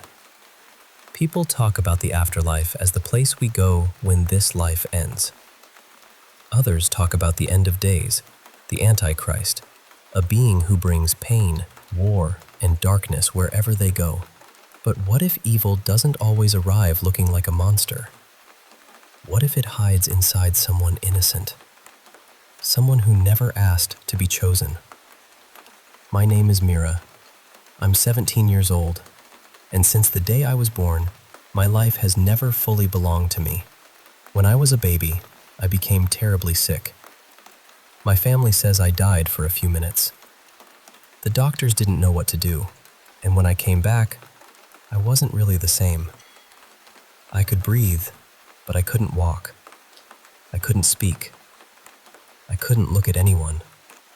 For almost 5 years, I lived in a wheelchair, trapped inside a body that felt empty to everyone around me. But my mother never gave up. She took me to hospitals, churches, temples, healers, and rituals. She tried everything a desperate mother might try to save her child. But during one of those rituals, something went wrong. Or maybe it went too well. When I was 6 years old, something exploded inside my head. It felt like thunder had cracked open behind my eyes. My ears rang, my nose started bleeding, and then everything went black. When I woke up, I could walk. I could speak. I could run and jump like my body had only been waiting for permission to come back to life. The doctors had no explanation. They ran every test they could think of, but everything came back clean. My mother cried with relief, but I could still see something hidden in her eyes. A question. A fear she didn't want to name. A year later, on my 7th birthday, I heard a voice. It was deep and heavy, like it came from somewhere ancient. "Wake up, Mira. The time to fight has come." I tried to scream, but strange words came out of my mouth.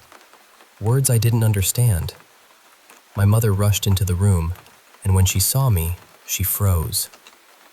My hands were white. My nails had turned gray. My face was cold, almost lifeless. She carried me to the hospital. The doctors called specialists. They even brought in a translator who said I seemed to be speaking a strange mixture of Aramaic and Old Latin. Then one doctor looked at my mother and said something I'll never forget. "Ma'am, you need to look for help beyond medicine. This is not something we understand." A few days later, I started speaking English again, as if nothing had happened. But something inside me had already awakened. Years passed, and I tried to live like a normal girl. I went to school. I studied hard. I stayed quiet. I did everything I could to seem ordinary. Then, when I was 17, I was sitting in sociology class. We were talking about war, about how it destroys families, about children who lose everything before they're old enough to understand why. Then I saw a photo of a wounded little boy, and something inside me cracked. Pain tore through my head. My ears rang so loudly I thought they would burst. Blood poured from my nose. My eyes burned. Then I felt something enormous and dark moving inside my chest. The voice came back. It is time. I wanted to call for help, but only unfamiliar words came out. Then I fainted. When I woke up, I was in a hospital bed. I was speaking, but no one understood me. No one except an older man who entered the room with a strange calmness. He looked like a priest, but not exactly. He read my medical history. He listened to the words coming from my mouth. Then he turned to my mother and said, "Your daughter is not possessed in the way you think. She is a bridge." My mother didn't understand, so he continued. There are 3 forces inside her: heaven, hell, and earth. Her body is the earth. The light that brought her back came from God. But during the rituals, something dark entered too. Now both are fighting inside her. My mother argued with him. She cried. She begged him not to say those things. Then the man took out an old book filled with symbols I didn't recognize, and for the first time, I saw my mother look at me with real fear. Not fear of me, fear for me. Not long after that, they told me I had to go to Rome. They said the Vatican would become my new home. I didn't want to leave. I didn't want to abandon my school, my house, my life. But everyone spoke as though there was no choice. Maybe there wasn't. When we arrived, they brought me to a sealed chamber, cold and silent. The moment I stepped inside, something changed. The anger that sometimes burned inside me faded a little. The pain my mother carried, the pain that had somehow been feeding something in me, grew quieter. The fear around me no longer made me stronger. It only made me sad. The priest looked at me and said, "This room is not here to cure you, Mira. It is here to help you control what lives inside you." I didn't understand. So he came closer and spoke gently.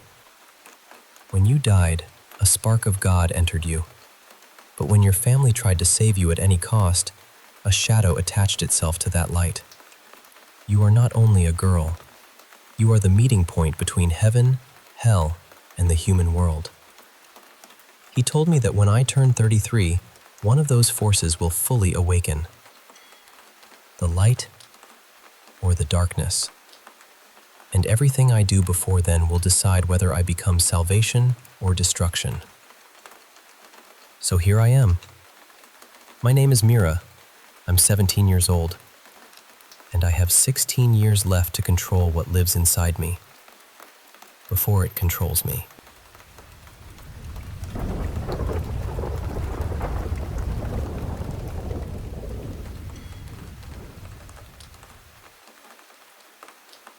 Honestly, I need some advice, because I'm still trying to make sense of everything. I was with my ex Clara for almost 5 years. It was one of those relationships where you think you've built something solid, something that could actually last. But during a trip, she cheated on me. She said it was just a kiss, like that somehow made it smaller. But for me, it broke something. I tried to forgive her for almost a year. I really did. I tried to convince myself that love could get past it, that maybe time would dull the pain, that I could stop replaying it in my head. But I couldn't. Every time I looked at her, there was this weight in my chest.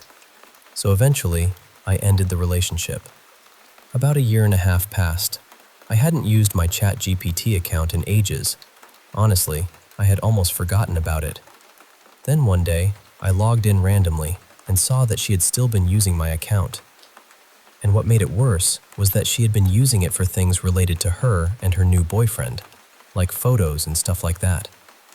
I got angry, so I messaged her. I think I only wanted to confront her, but then she suddenly started crying, and somehow, I did too. It was strange. It felt like everything we had buried came rushing back at once. She told me she missed me, and that same day, we agreed to meet somewhere nearby. We saw each other. We talked. We kissed. It was confusing and intense, like opening a door both of us had sworn was already locked. But I told her we should talk later, calmly, and see what happened. A week later, we met again. That's when she told me she couldn't do this to her boyfriend. She said she couldn't be with me while she was still with him. And inside, I knew she was right. I didn't want to become that kind of person. I had already been hurt by cheating, and I didn't want to do the same thing to someone else, even if I didn't know him. I still have values, or at least I'm trying to hold on to them. But even after that, we kept seeing each other. For one reason or another, we kept talking, crossing paths, finding excuses. Then one day, I got fed up. I brought her some things of hers that I still had, left them with her, and we agreed not to talk or see each other anymore. A couple of days later, I left the gym and passed near her university. She came up to me like nothing had happened and said, "Give me luck." I asked her, "Isn't your boyfriend here?" She said yes, that he was probably in the classroom. His classroom was close to the entrance, maybe only a few meters away. So he was right there, almost within sight, and he had no idea. She asked me for luck for her exams. Like an idiot, I said okay. She scratched my hands, because apparently that was supposed to bring luck. And then, being even more foolish, I told her she had to give it back to me later. That's how we ended up seeing each other again that Sunday. We met at a park. We hugged, talked for a while, and then out of nowhere, she started crying. By then, we had already seen each other several times over those 2 weeks. At one point, she told me she had confessed everything to her boyfriend. That we had kissed, that we had met, that we had hugged. She said he cried a lot, but forgave her. And I believed her. But that Sunday, when we were saying goodbye, she said something that made me go completely cold. She told me she had been crying because of her boyfriend, not because of me. I didn't understand. I still don't fully understand. But in that moment, I told myself, enough. I left, and I stopped talking to her. After that, I decided to find her boyfriend and tell him what had happened. I don't think I did it out of revenge. At least, I hope I didn't. I did it because I felt like he deserved to know the truth. When I told him, I could see the pain in his face. His eyes started to water. Then she appeared, but I didn't even turn to look at her. I just told him, "That's everything. Take care." And I left. That happened in June 2025. Since then, I felt strange. I don't really know how to explain it.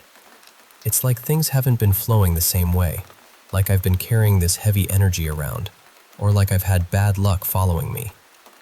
And that feels weird because I've always thought of myself as a lucky person, almost like I had a 4-leaf clover stamped on my forehead. A few months ago, I started feeling like something was off. I even started wondering if it could be something like witchcraft, even though I know that sounds dramatic. Then recently, I was deleting things from my phone and opened TikTok, which I barely use. I realized I was still following her, so I went to her profile to unfollow her. That's when I saw some strange videos. Things like, "Never make a witch cry," and other posts with that same kind of energy.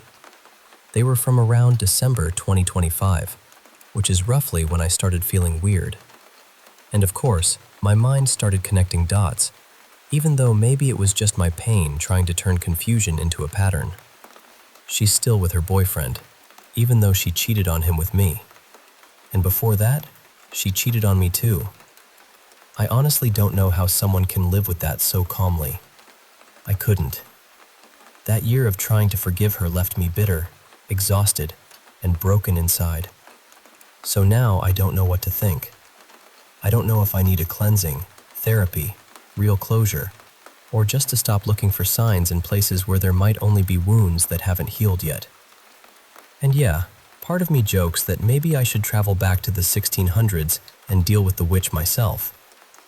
But seriously, I need help. What would you do if you were in my place?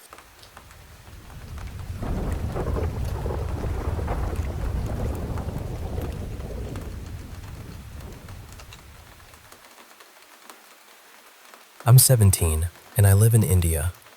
I'm sharing this because something that happened a little over a week ago has been weighing on me in a way I can't shake. My grandfather, Dadaji, passed away at home on the 3rd of March. I still remember standing near him afterward, staring at his face, feeling completely shattered inside. But the strange part was that I couldn't cry. It was like all the grief was there, heavy and sharp, but my body just stayed still. In our family, there was a final ritual where we bathed the body before the funeral. I was there in the room while everyone was gathered around him. It was quiet, crowded, and yet everything felt far away, like I was hearing and seeing it all through a wall. And then I noticed something I still can't explain. His eyes moved. At first, I told myself I must have imagined it. I was overwhelmed, exhausted, and in shock, so I tried to brush it aside. I didn't want to say anything and have people think grief had gotten to my head. But then it happened again. This time, I looked straight at my sister, and she was already looking back at me with the exact same expression. That was the moment I knew I hadn't imagined it. She had seen it too. Neither of us said anything. I just quietly checked for a pulse. Nothing. I checked for breathing. Nothing. Later, when I told my cousin, he dismissed it right away and said we were probably just disturbed in seeing things. But that wasn't the only thing that unsettled me. That same day, I noticed a man in the room who looked almost exactly like my grandfather. Not just similar, I mean eerily close. At the time, I assumed he must have been one of my grandfather's brothers, because I don't know every branch of my father's side of the family very well. So I let it go. But a few days later, my grandmother said something that made my stomach drop. She told me my grandfather had 4 brothers in total, and after his death, only 3 were still alive. I already knew those 3. So I asked her about the man I had seen. She looked at me and said there was no other brother, no 4th man, no one in the family who matched the person I described. And that's when everything started to feel wrong, because I know what I saw. And the more I think about it, the more certain I become that this man did not just resemble my grandfather. He looked almost exactly like him. Even stranger, I keep feeling like I remember little moments with him, as if I've seen him before somewhere in my life, even though that makes no sense. By the next day, I couldn't leave it alone. I started asking the elders in my family one by one. Every single person either denied knowing anything or tried to avoid the conversation in this strange, uncomfortable way. Nobody wanted to talk about him. It felt less like confusion and more like silence on purpose. Then later, the same cousin I had told suggested I look through my grandfather's brother's old diaries and photo albums. He's the kind of man who records everything: photos, notes, albums, memories. He isn't exactly strict, but he's never been especially warm either. When I asked him for the diaries, he refused. When I asked for the photo albums, he refused again.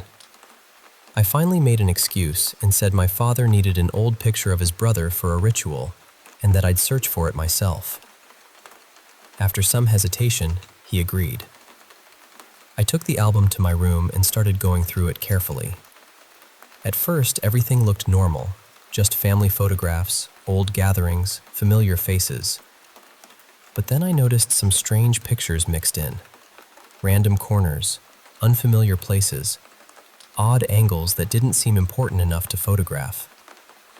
I kept turning pages, looking for anything unusual. That unsettled me more than I want to admit. At the very end of the album, I found a faded photograph of 6 little children playing together. I didn't recognize most of them, but one of the children looked so much like my grandfather as a boy that I felt sure it was him. I wanted to take a picture of it, but my phone had died. So I left the album there for a moment and went to get my mother's phone. When I came back, my grandfather's brother was already walking away with the album in his hands. I told him I wasn't finished. I said it more than once, but he just kept smiling at me all day in this way that felt playful on the surface and mocking underneath. He never gave it back. There's something else I should say, because maybe it matters. My family has a history of things happening that no one really knows how to explain. My little sister, who is only 6, sometimes wakes up in the middle of the night screaming at nothing. She talks in nonsense words, cries like she's terrified, and then goes back to sleep as if nothing happened. In the morning, she's completely normal. We took her to a doctor, and they found nothing wrong. Later, someone spiritual told us she was being disturbed by my late grandmother, my grandfather's first wife, who died by suicide many years ago. There have been other incidents too. Too many, honestly. So now I'm left with all of this in my head. The movement in my grandfather's eyes. The man who looked exactly like him. The faded photo of 6 children. The missing pictures from the album. The way my family shuts down every time I ask. I still don't know who that man was.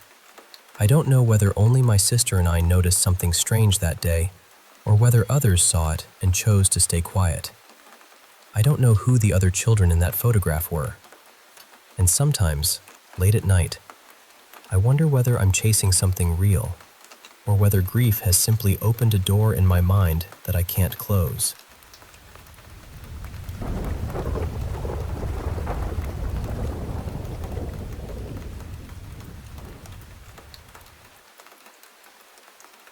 About 10 years ago, I was living in northern Canada, near a stretch of road called the Highway of Tears.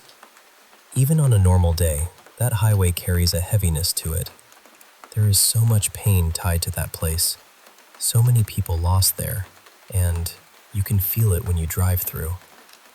It always left me unsettled.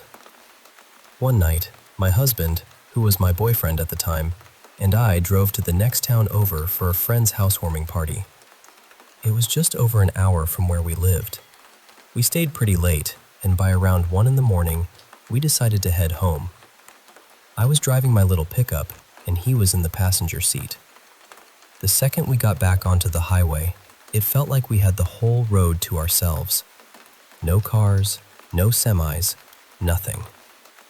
Normally, I might have liked that, but it was pitch black and pouring rain, so honestly, it just made everything feel even more eerie. I was taking it slow, just trying to get us home safely. A little while into the drive, I noticed an orange light way behind us. At first, I thought maybe it was a motorcycle, which seemed ridiculous in that weather, or maybe just a car with one headlight out. But then a second light appeared. Then a third. I remember staring at them through the rain, trying to make sense of what I was seeing. My first thought was that maybe it was a few bikers traveling together, but something about it felt wrong. Then the middle light suddenly rushed forward until it was almost right behind my truck.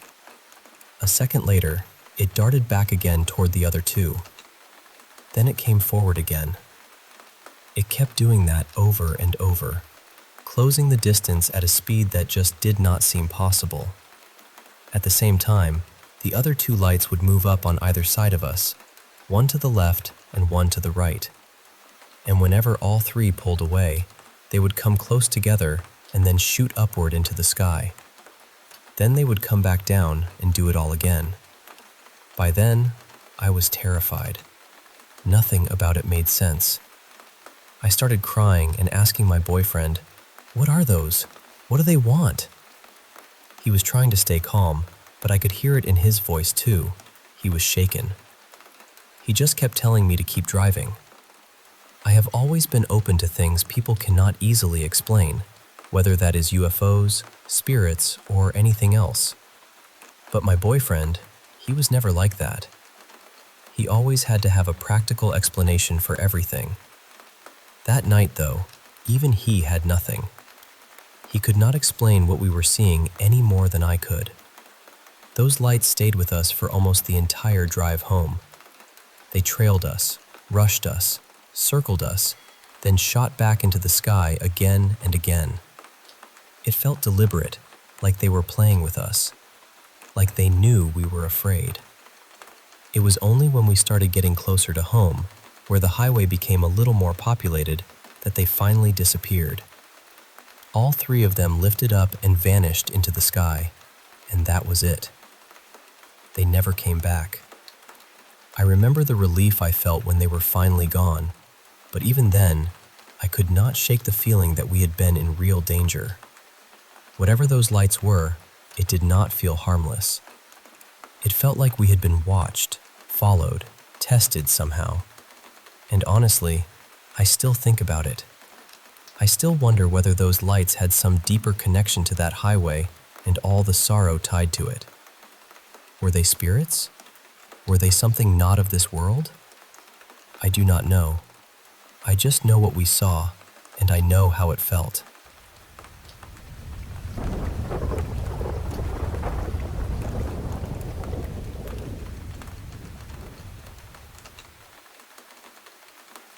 So this happened the year I graduated high school. Back then, we used to go out partying in the hills behind the dump in the next town over. Very tiny town behavior, honestly. To get there from my town, you had to drive about 10 minutes through these winding bluffs and back roads. That night, my two friends and I had driven separately, so each of us would have a car to sleep in if we decided to stay. One friend, Amber, and I had taken ecstasy, and our other friend, Danny, had only been drinking. Around 4 in the morning, we decided we were done and wanted to head home. Amber and I were still feeling a little high, but we thought we were okay to handle the short drive back. So we left together, kind of in a little line. Amber was in front, I was behind her, and Danny was following in the back. We got into the bluffs, and it was one of those strange early summer mornings where everything feels really still. The sky was already getting bright, the air was cool, and there wasn't another car anywhere on the road. I was watching Amber's car ahead of me when I suddenly saw her jerk to the left like she was avoiding something. Then I saw it too. There was this older man standing right in the road. He looked rough, kind of dirty, almost homeless, which was already unusual for that area. He was pushing a shopping cart, and there was a big blue tarp draped over it. I swerved into the other lane to miss him, just like Amber had. And even in the moment, I remember thinking, what on earth is he doing out here? People just didn't walk around those roads, especially not at that hour, and especially not someone like that. But I was tired, and still a little out of it, so I kind of let it go. I just thought, well, that was weird. Then we all got home, and a little while later Danny texted me and asked, "Why did you and Amber swerve like that?" I remember staring at my phone, completely confused. I wrote back, "What do you mean, why? Did you not see the old man with the cart in the middle of the road?" And she said no. She said she didn't see anyone, nothing at all. That's when the whole thing got under my skin. So I messaged Amber, and before I could even explain, she asked me, "You saw that old guy with the shopping cart and the blue tarp too, right?" Same description, same place, same exact thing. To this day, I still don't know what to make of it. Amber and I had both taken something, so sure, maybe that had something to do with it. We had hallucinated before while rolling, but never the same thing, at the same time, in that kind of detail. Not before then, and not ever again after that. And honestly, that's the part that has stayed with me. Not just that I saw him, but that Amber saw him too, and Danny saw absolutely nothing.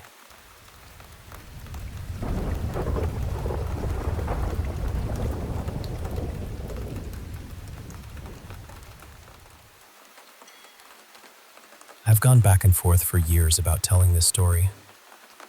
Even now, it stays with me. It sits quietly in the back of my mind, almost every day.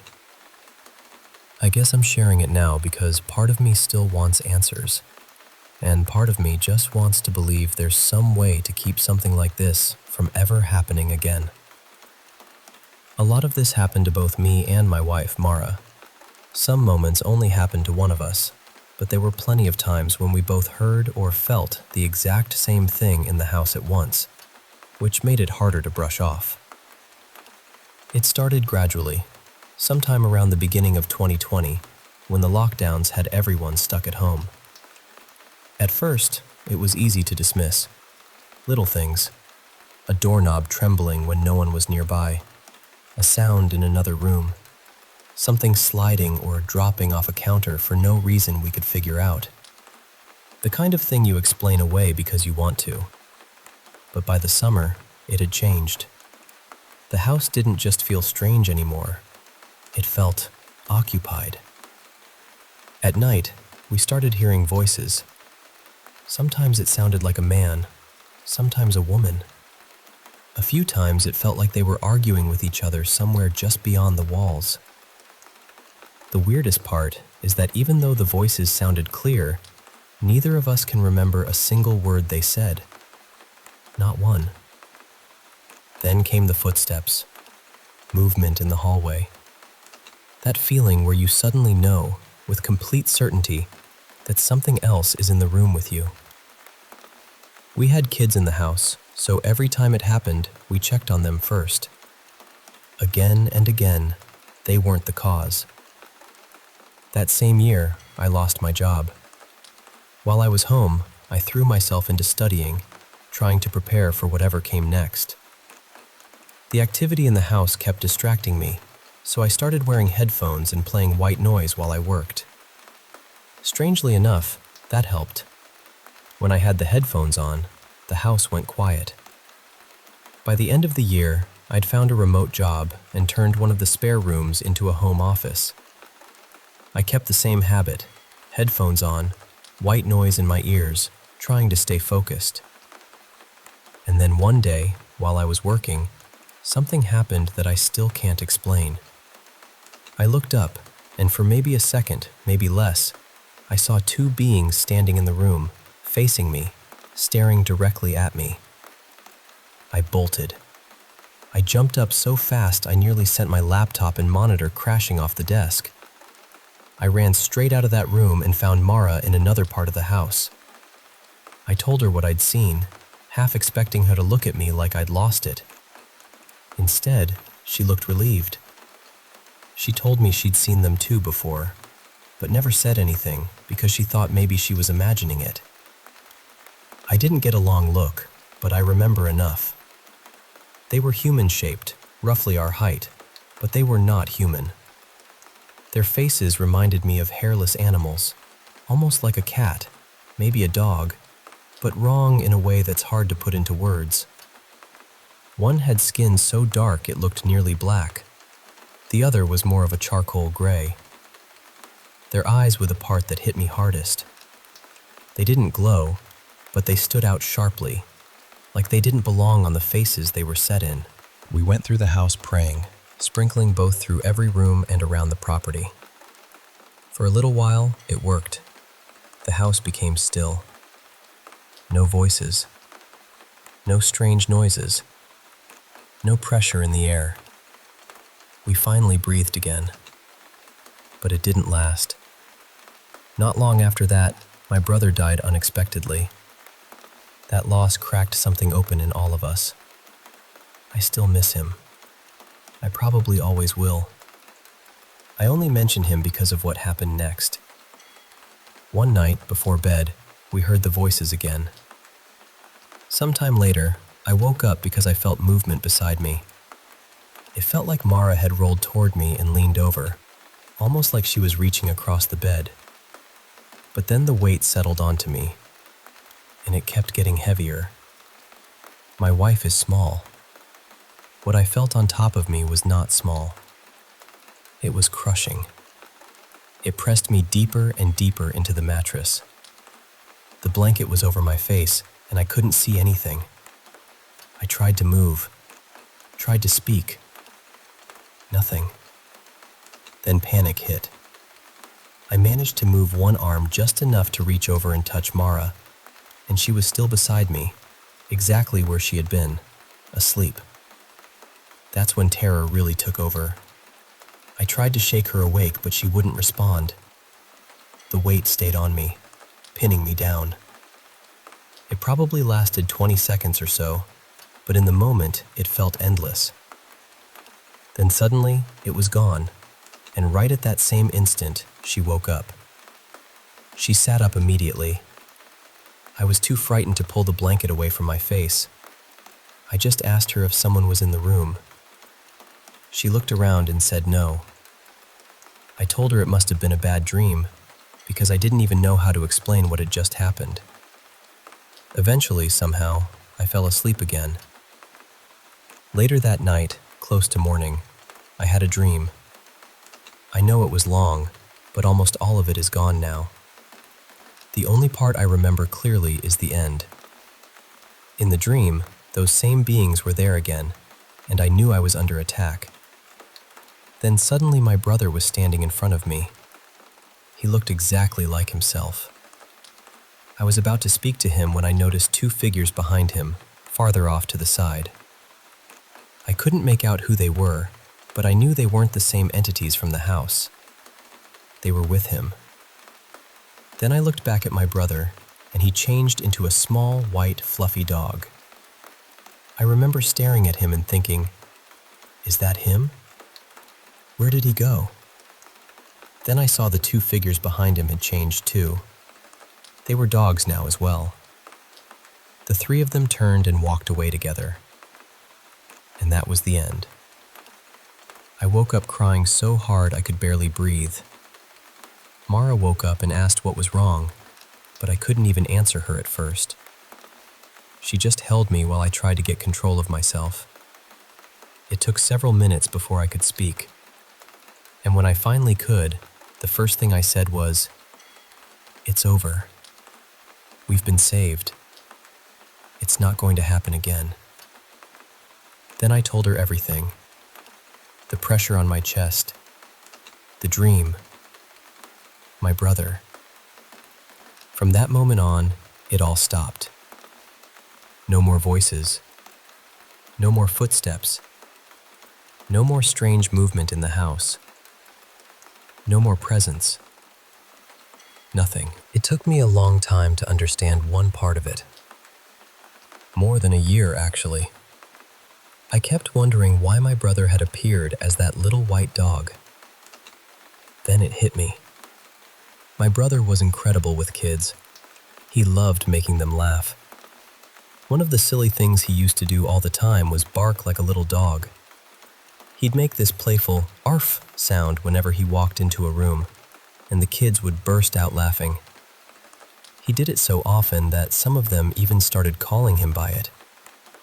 When I remembered that, something in me settled. I think that was his way of saying hello to me one last time. Or maybe goodbye. Maybe both. I still think about that night all the time. It's been years now, and it hasn't left me. We feel deeply grateful, because whatever was happening in that house was getting worse. It wasn't staying in the shadows anymore. It was starting to feel physical, and that's the part that still chills me. What I still don't know is this. How can I be sure something like that won't ever happen again? And if it does, would we be protected the same way? I don't pretend to know what those beings were. I only know what we lived through, what we saw, and how suddenly it all ended after my brother came to me that night. That's the story.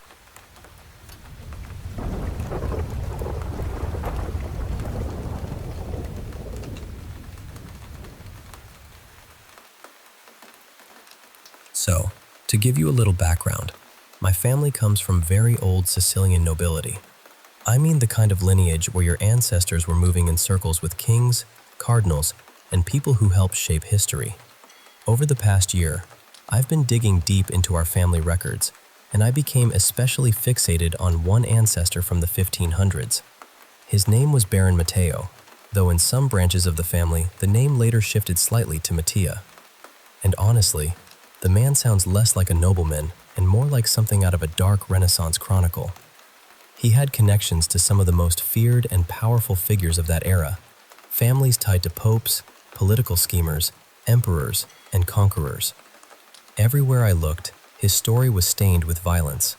The records paint him as a cruel, ruthless man. There are stories of executions, of vendettas carried out without mercy, of young women forced into convents, and of acts so brutal they barely feel human. He held a baronial title in his lifetime, and later his descendants were elevated even further. So his shadow never really left the family. It just changed shape over time. What's strange is that we know almost everything about his life, but not how he died. The documents go silent. They tell us he died in his 60s, but not what happened. The only detail that survived is that he was buried in an elaborate black marble sarcophagus beneath a basilica in Sicily. Then, during the war, bombing destroyed the basilica, and whatever remained of his tomb disappeared under stone and ash. Just gone. Now here's where it starts to feel personal. I'm living now in an old family villa that stands on land that once belonged to his estate. Not nearby, right on it. A little over 3 weeks ago, I woke up in the middle of the night. My bedroom door had been locked before I went to sleep. I'm absolutely certain of that. I couldn't move, which made me think it was sleep paralysis, but my mind felt completely awake. I could see the room clearly. And then I watched the door slowly open. A man stepped inside. He wasn't enormous, maybe around average height, but there was something commanding about him. He was dressed in full 16th century noble clothing, dark fabric, a sword at his side, gloves on his hands. The gloves looked wet with blood. His skin was pale in a way that didn't look alive, and his eyes, that's the part I can't shake. They were white. No pupils, no expression I could read, just these empty, staring eyes. He came to the bed, put one hand on the post, and stood there looking down at me. I was terrified. I couldn't even breathe properly.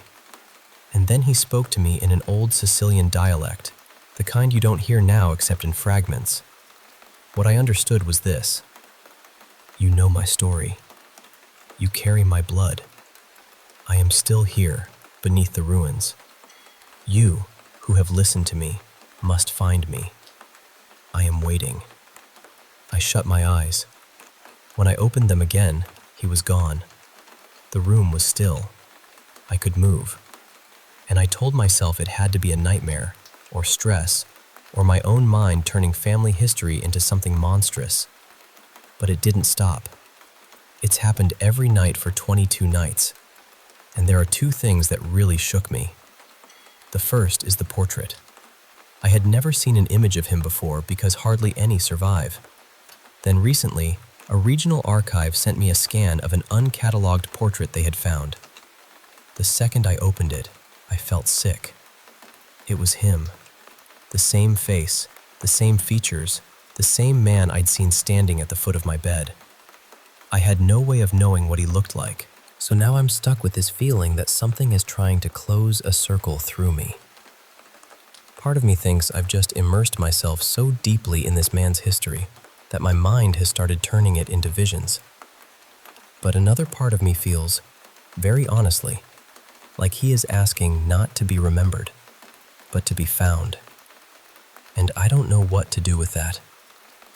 I don't know whether this is grief reaching backward through blood, obsession turning into fear, or something I can't explain at all. I just know I haven't felt at peace since it began.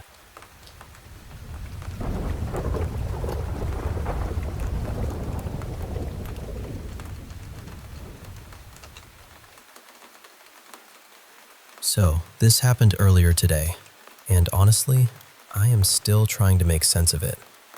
I wasn't in my room at the time, and normally, if someone had told me they heard weird noises coming from there, I probably would have brushed it off right away. But my younger sister Lila actually recorded a couple of videos, and after watching them, I have to admit it is hard for me to just dismiss what happened. In the first video, my electric guitar starts making sound completely on its own. That has never happened before. It was not plugged in, and the sound was way louder than you would expect from an unplugged guitar just vibrating a little. To me, it almost sounded like two strings ringing out together, kind of like harmonics, maybe on the higher and lower strings at once. I could be wrong about the exact notes, but it was definitely coming from the guitar area. My sister even checked the other equipment in the room, and in the recording, you can hear pretty clearly that the sound is coming from where the guitars were resting. Then, after a little while, not long before I got back, it just stopped. The second video unsettled me even more. I was out of the house then, and my sister heard more strange noises coming from my room, so she started recording again. At the beginning, you can hear her say something like, "There's some weird noise in here." Then, near the end of the clip, a bottle falls off one of the upper shelves. What makes that so strange is that she was standing nowhere near it. She could not have reached it, even by accident. Later, we actually tried recreating it, just to see if maybe the bottle had been unstable or too close to the edge. But every time we tested it, the bottle bounced when it hit the floor. In the video, though, it drops almost straight down, which felt really odd. The bottle had also been sitting well back from the edge, so it should not have just slipped off on its own. And there is another detail that bothers me. Right before the bottle falls, if you listen closely, there is a sound that almost seems like something scraping or dragging it toward the edge. Then, when my sister leaves the room, after the door closes, you can hear this sharp little popping sound. We still have no idea what that was.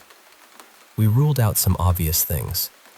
The windows were closed, so it was not a draft. Nobody was moving around in the other rooms at that moment, and there were no vibrations that we noticed.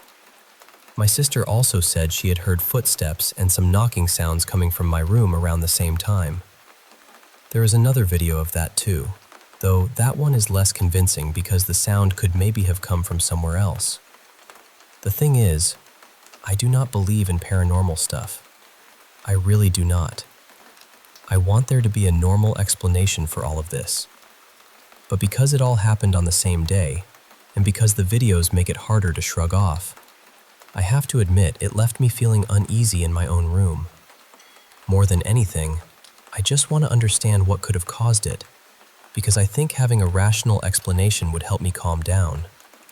Right now, I honestly do not know what to think.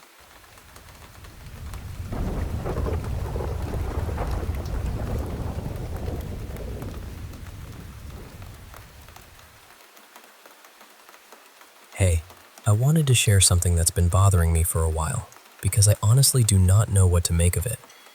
I'm in my teens, and I live with my family in a quiet little village just outside Vienna, Austria. It's the kind of place where not much usually happens. There's one main road, and along it are a few narrow lanes with houses tucked away. Our home is on the very last lane, so it feels even more isolated, especially at night. We've been living in this house for a little over 2 years now. It has 3 levels, plus an attic above the top floor. The attic is one of those places nobody really goes unless there's a reason. It's cold, dusty, and full of old things left behind by the people who lived here before us. Mostly boxes, bits of wood, and random storage. There are no windows up there, just a light switch and an old sink that doesn't even work anymore. As far as we can tell, there isn't any obvious way for animals to get in. We've checked for gaps and openings, and we've even put things in place to keep pests away, so that explanation never really felt convincing. What unsettles me is that, every so often, when someone is near the attic or standing in the hallway below it, we hear strange noises coming from up there. Sometimes it sounds like footsteps, or something being dragged lightly across the floor. Other times it's scratching. A few times, though, it has sounded like crying, or soft sobbing. And what really gets to me is that once in a while it almost sounds like whispering. Not just vague noise, but actual words, like someone is speaking too quietly to fully make out. It's not constant, and that almost makes it worse, because it happens just often enough to stay in your head. My sister has heard it too, so I know I'm not imagining it. And every time it happens, it seems tied to that attic area somehow. Whenever we check the rest of the house, everything feels completely normal. Nothing is out of place, nothing looks damaged, and there's never any clear sign of what could have caused it. It's quiet right now, and maybe that should make me feel better, but honestly, it doesn't. It just leaves me wondering what we've been hearing all this time. So I guess I'm asking whether anyone else has ever dealt with something like this in a house. Could an attic somehow create noises that sound eerily human, like whispers or voices? Could it be the structure, airflow, pipes, wood settling, or something else entirely? I'd really appreciate any serious thoughts, because I'm genuinely curious. And, if I'm being honest, a little frightened too.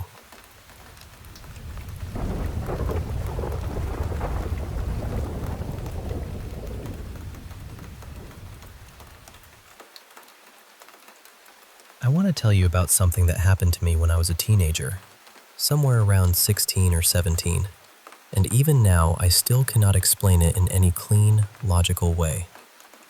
It all seemed to center around the mirrors in my house. I know that sounds dramatic, but being near them felt wrong in a way I could never quite put into words. It was like the glass carried this strange pressure, almost like walking too close to someone who was staring at you without blinking. Whenever I was alone, I had this constant feeling that something was watching me through the reflection instead of simply copying me.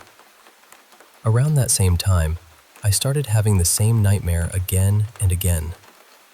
In it, I would be standing in front of a mirror doing something completely ordinary, fixing my hair, washing my face, brushing my teeth. Then my reflection would stop following me. It would pause, turn toward me in this unsettling way, and become something colder, something meaner. And then my nose would start bleeding. What made it so much worse was that I would wake up and the nosebleed would be real. At first, I tried covering the mirror in my room before I went to sleep, and for a little while that seemed to calm things down. But it did not last. The dreams came back harder, and sleep stopped feeling like sleep. I could be in bed all night and still wake up feeling like I had been dragged through something heavy and dark. There were nights when I would wake up needing the bathroom, but I would lie there trying not to move because I knew I had to pass the mirror in the hallway and the one in the bathroom. Most of the time it was around 3 in the morning, and more than once, after walking past them, my nose would start bleeding again. I know how unbelievable that sounds, but when you are the one living inside it, fear becomes very simple. You stop asking whether it sounds ridiculous and start asking how much more of it you can take. One night, I got so desperate that I lit a candle and started reading Bible verses out loud. I just needed something steady, something good, something that felt stronger than whatever was crowding around me. While I was reading, the lights in the house began flickering. Then I heard pounding at the back door, loud enough to sound like someone wanted in. I remember seeing what looked like a human shadow shift across the wall. I set the candle down to check the door, and the moment I stepped into the hallway, the glass holder shattered. After that, other things started happening too. I saw a mug slide off the kitchen counter by itself. My dog, Rusty, would suddenly growl at empty corners of the room and refuse to sleep by himself. More than once, I went to bed with the lights off and woke up with them blazing. Most nights, I was alone in that house. My dad was working away for stretches of time, so I stayed there to look after the dog. My grandparents were nearby, which helped a little, but inside that house, it was usually just me and whatever that feeling was. And eventually, it stopped feeling contained. Even when I left, it seemed like the dread followed me. I had a friend named Maris who was into witchcraft, or at least she said she was sensitive to things most people ignored. She came over one evening and told me very matter-of-factly, that mirrors could act like portals. She lit a candle, turned off the lights, and started moving from mirror to mirror, placing her hand against the glass as if she were listening for something. That alone rattled us, but we kept going. Later, we checked the dresser mirror in my dad's bedroom. Nothing happened right away, so we left the house to get food. But when we came back, there was a dark handprint inside the mirror. Not on it, inside it. It looked trapped beneath the glass, and no matter what we used, it would not come off. In my room, the vanity mirror ended up with 3 long scratches across the surface. Maris also told me the mirror in my sister's room felt wrong in a different way, like there was some black, shapeless presence lingering around it. The truth is, I had disliked those mirrors long before any of this started. The worst dream came near the end of it all. In that dream, a transparent figure stepped out of the mirror in my bedroom and touched my leg. It spoke in my own voice. That was the part that really got to me. Not loud, not monstrous, just familiar. It said, "Let me in." I remember feeling too exhausted to even scream. In the dream, I just kept thinking, "No, no, no." Then it said, "That's all right. I'll take over when you die at 27 anyway." After that, I would not go back into the house. Eventually, I told my grandmother everything. Between her prayers and some protective things Maris showed me, it finally stopped. Just stopped. No more nightmares, no more nosebleeds, no more sense of being watched through glass. Nothing like that has ever happened to me again. Funny enough, I love horror now. I really do. But films where reflections move when the person is not looking still get under my skin in a very specific way, because that part is almost exactly what those nightmares felt like. Back then, I honestly thought I might be losing my mind. Later, someone told me it could have been what they called a clinger, some kind of parasitic energy that latches onto people during painful seasons and feeds on fear and grief. My parents had just split up around that time, and I was carrying more than I knew how to say out loud. Maybe that explanation fits. Maybe it does not. All I know is that I am grateful it ended. Then, years later, something happened again, but only once. I had been researching my family history, trying to learn more about my great-great-grandmother who had been adopted. There were all these missing pieces in the story, and I had become a little obsessed with finding out why she had been given up in the first place. That night I went to bed early, with a small tabletop fountain running in my room, one of those little electric ones meant to sound peaceful. I remember feeling uneasy before I fell asleep, but I brushed it off.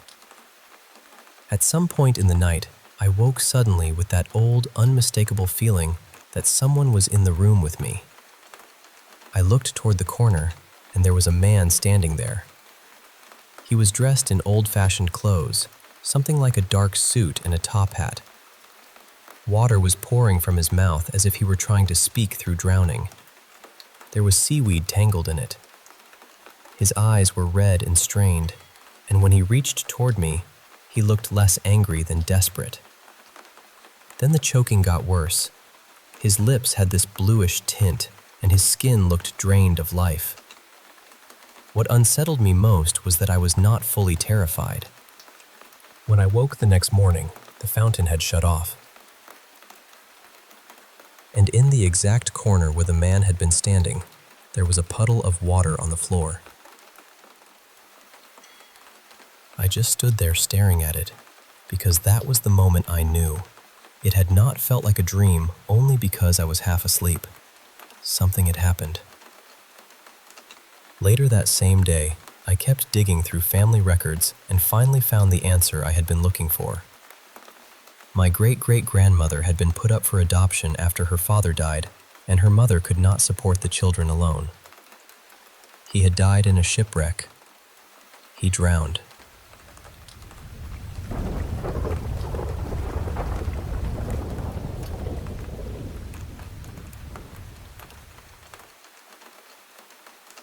I should probably start with a little context. I'm Mexican, but growing up, my family never really did much for Dia de Muertos. That only changed after I moved in with my partner around 2022. That was when we began putting up an altar every year for the people and pets we've lost. If you're not familiar with the tradition, every year around November 1st, many families in Mexico make altars to honor loved ones who've passed away. We place their photos there, along with candles, flowers, and foods they loved most. The idea, at least the way I've always understood it, is that for a brief window, their spirits can come back, visit us, enjoy what we've prepared, and rest with us for a little while before that doorway closes again. I know that's a simplified way of putting it, but that's the feeling of it. On my altar, I always include a few very important souls. One is my aunt on my dad's side. Another is one of my old dogs. But the person at the center of this story is my grandfather, my dad's father. He died when I was very young, so I barely knew him. And still, for as long as I can remember, I've carried this quiet feeling that he's looked after me somehow, protected me, kept me safe, sent me a little luck when I needed it. I know that may sound like magical thinking, especially since we were never close, but it's just something I've always felt in my bones. The first year I ever helped set up an altar, I was sitting alone in the apartment that evening. It was November 1st, and the place was quiet. Then, out of nowhere, I heard bubble wrap start popping by itself. My partner had left a sheet of it nearby, untouched. No one was near it. It was strange enough that I immediately noticed. At first, I thought maybe it could have been my aunt. She had Down syndrome, and something about the randomness and playfulness of it made me think of her. Later, I told my dad what happened, and without missing a beat, he said, "That was probably your grandfather." I asked him why, and he told me his dad loved popping bubble wrap so much that, when he was a kid, they'd sometimes hide it from him because he couldn't resist it. I had never heard that story before. No one had ever told me that. So hearing it shook me a little. Then, years later, sometime in 2025, my dad told me more about who his father really was. Not just the version people soften with time, but the harder truth. He told me my grandfather had been dishonest, that he'd conned people, stolen from them, lied, and hurt my grandmother in ways that left deep marks. It changed the picture I had of him, or at least complicated it. That same Dia de Muertos season, the night I placed his photo on the altar again, I had a dream that I still can't fully explain. In the dream, I was standing guard outside this place that felt grimy, rusted, and half underground. The lighting was dim and dirty, and everything about it made me uneasy. I somehow knew I was there to keep watch, and I also knew that my grandfather had already gone inside, somewhere deeper in the building, behind the door I was guarding. Then someone approached. At first, she looked like my grandmother. She acted like my grandmother too, calm and casual, like she belonged there and had every right to go in.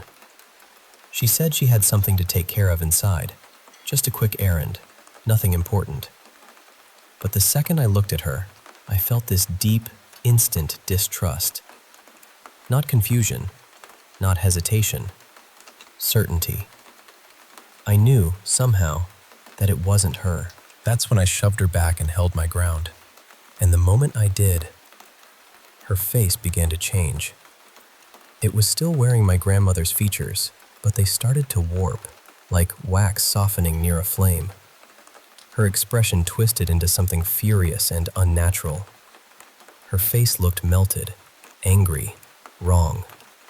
Not human anymore, not really. That was the moment it became completely clear to me that whatever was standing there was not my grandmother.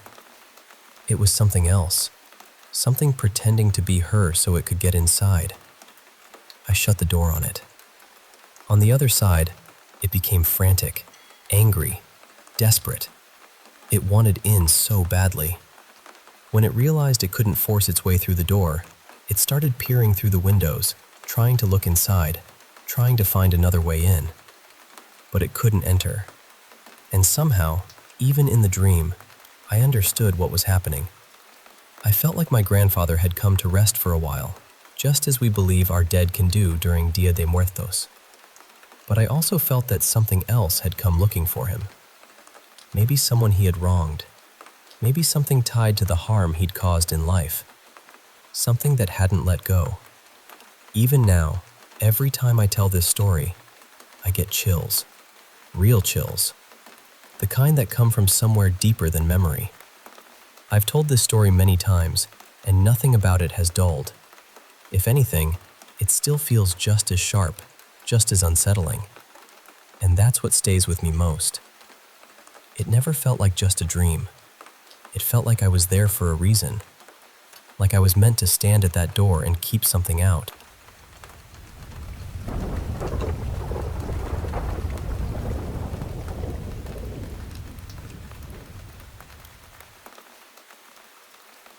You know, this happened a little over 6 years ago, back when I was living abroad. I was heading home one late afternoon, walking along a broad avenue near the center of the city, just keeping to myself, when I noticed a woman off in the distance suddenly start coming straight toward me. She didn't look homeless or disheveled. She was actually dressed fairly neatly, but there was something about her that felt uncanny, almost old world. And the way she looked at me honestly unsettled me. She was smiling, but not in a kind or comforting way. It was more like she was seeing past me, or through me, and there was this strange brightness in her eyes that I still haven't forgotten. The only way I can describe it is that she looked delighted by something I couldn't see, and it terrified me. She stopped me and asked if I wanted her to tell my fortune. I said no, thank you, I was fine. But she kept insisting, saying it wouldn't cost anything, asking if I was sure, and then she told me that I was coming to the end of a cycle in my life. I remember barely hearing the words because I was so focused on her face, especially her eyes. I felt so uneasy that I refused again and walked away, but the encounter stayed with me. It left a mark on me in a way I couldn't explain. At that point in my life, I actually did feel like I was closing out a chapter, and in a positive way. Things seemed to be improving. For the first time in a long time, it felt like life was opening up. Even my creativity, which had been buried for years under pain and survival mode, started returning a few months later in a way that felt real and alive. But then, around half a year after that encounter, everything collapsed. I won't go into every detail, but it felt like my whole reality cracked open. I went through wave after wave of betrayal, not only from people around me at the time, but also through things I came to understand about my past. It was as if the ground under my life had been false all along, and suddenly I could see it. The closest thing I can compare it to is waking up inside a completely different world, where the rules had changed, and I had to become someone else just to survive it. What makes it even harder to explain is that before all of that, things had genuinely been going well. I was building something good. I was finally finding momentum. And then the betrayals, the revelations, all of it, seemed to derail everything. Mentally, it was brutal. I stayed caught in that cycle for years, really, until only recently, when I stopped reacting to every shock and started trying to understand it, piece by piece. Since then, I've been dreaming a lot. Most of the dreams have been symbolic, heavy with meaning but hard to decode. But yesterday, I dreamed vividly about that woman again, like the moment had just happened. And I'll be honest, part of me still feels that she saw something. For a long time, I thought maybe what she sensed was the ending of my suffering and the beginning of a happier life. I had no idea that whatever was ending would come apart so violently, or that the transition itself would be so devastating. Now I keep wondering what that whole period was really about. Was it a necessary fire? Something that had to burn through my life so I could become who I am now? Or was it another kind of breaking? Another way of being pushed back just when I had finally begun to come alive. I just don't know what it meant.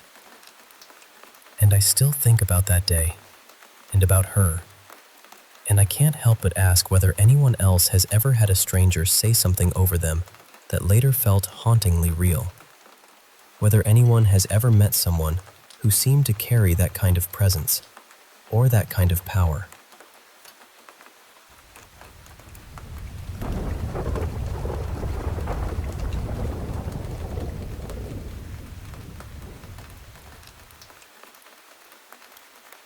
I used to work the late shift at a hotel in a mid-sized city in Bavaria, usually from about 2 in the afternoon until 11:30 at night, so most of the job was just checking people in. On this particular evening, I was working with a colleague of mine, Lena, who I'm still close friends with now, and both of us still talk about this because it was just that strange. It was probably around 6:30, so the busiest part of check-in had already passed. We only had a few arrivals left, which meant Lena and I were mostly standing at reception chatting and enjoying one of those rare quiet stretches. Then this family of 3 walked in, a mother, a father, and their son. And I know this sounds odd, but they looked almost unreal in how perfectly they matched these familiar types. The father was really tall and thin, bald, wearing hiking sandals and carrying this huge travel backpack. The mother was shorter, blonde, very put together, with the kind of look that instantly reminded me of a festival postcard version of Bavaria. And their son, maybe 8 or 9 years old, had such a generic little face that he almost didn't seem real at first glance, like someone had designed him to be child in a game. The moment they entered the lobby, the whole atmosphere shifted. It was immediate. Before that, Lena and I had been relaxed and joking around, and then, suddenly we both straightened up without even thinking about it. The family seemed deeply tense, not angry exactly, just stiff and silent in a way that made the whole room feel off. I checked them in, gave them their room details, pointed them toward the elevators. Not one of them said anything beyond the bare minimum. Then they walked around the corner toward the lift, and the second they were out of sight, it felt like the tension in the lobby just broke. Lena leaned toward me right away and whispered, "Did you feel that too?" And I said, "Yes, absolutely." We brushed it off and went back to talking. Then maybe 15 minutes later, another guest came in, just a normal woman traveling alone. I checked her in, and she asked if we had any restaurant recommendations nearby. So I gave her a few suggestions and then pointed her toward the elevator as well. A moment later, we heard the elevator doors open. Then we heard her immediately say, "Oh, sorry," and the doors closed again. At first, I assumed maybe housekeeping staff were using it, or someone had loaded a cart into the lift. But then the woman came walking back to the desk looking confused and said, "There's a family in the elevator just standing there. They're not moving." Lena and I looked at each other like, surely not. We walked over, pressed the button, and the doors opened instantly. And there they were, the same family, just standing inside the elevator exactly as before. Not talking, not reacting, not even really looking at us. They were facing forward, completely still, like mannequins placed in position and forgotten there. We just stood there for a second, probably 3 seconds, maybe less, but it felt longer. Then Lena finally said, very carefully, "Are you all right?" And it was like someone had switched them back on. They all softened at once. The mother smiled politely, like this was the most normal thing in the world, and said, "Yes, we're fine, thank you." Then the father calmly pressed the button for their floor. That was it. No explanation, no embarrassment, nothing. We waited for the elevator to go up, called it back down, and sent the other guest on her way. Then Lena and I walked back to reception and just stared at each other. These 3 people, who already seemed strange from the moment they arrived, had apparently been standing motionless in that elevator for at least 10 minutes, maybe longer, doing absolutely nothing. Not talking, not checking a phone, not reacting to the world around them. Just paused. It's been years now, and Lena and I still bring it up sometimes. Our friends do too whenever we see someone acting oddly in public. One friend suggested maybe they were just exhausted and zoned out after traveling, and maybe that's all it was. But I don't know. I've seen tired guests before. This felt different. Even now, I can still picture the elevator doors opening and all three of them just standing there, perfectly still, as if we'd interrupted them before the scene was supposed to continue.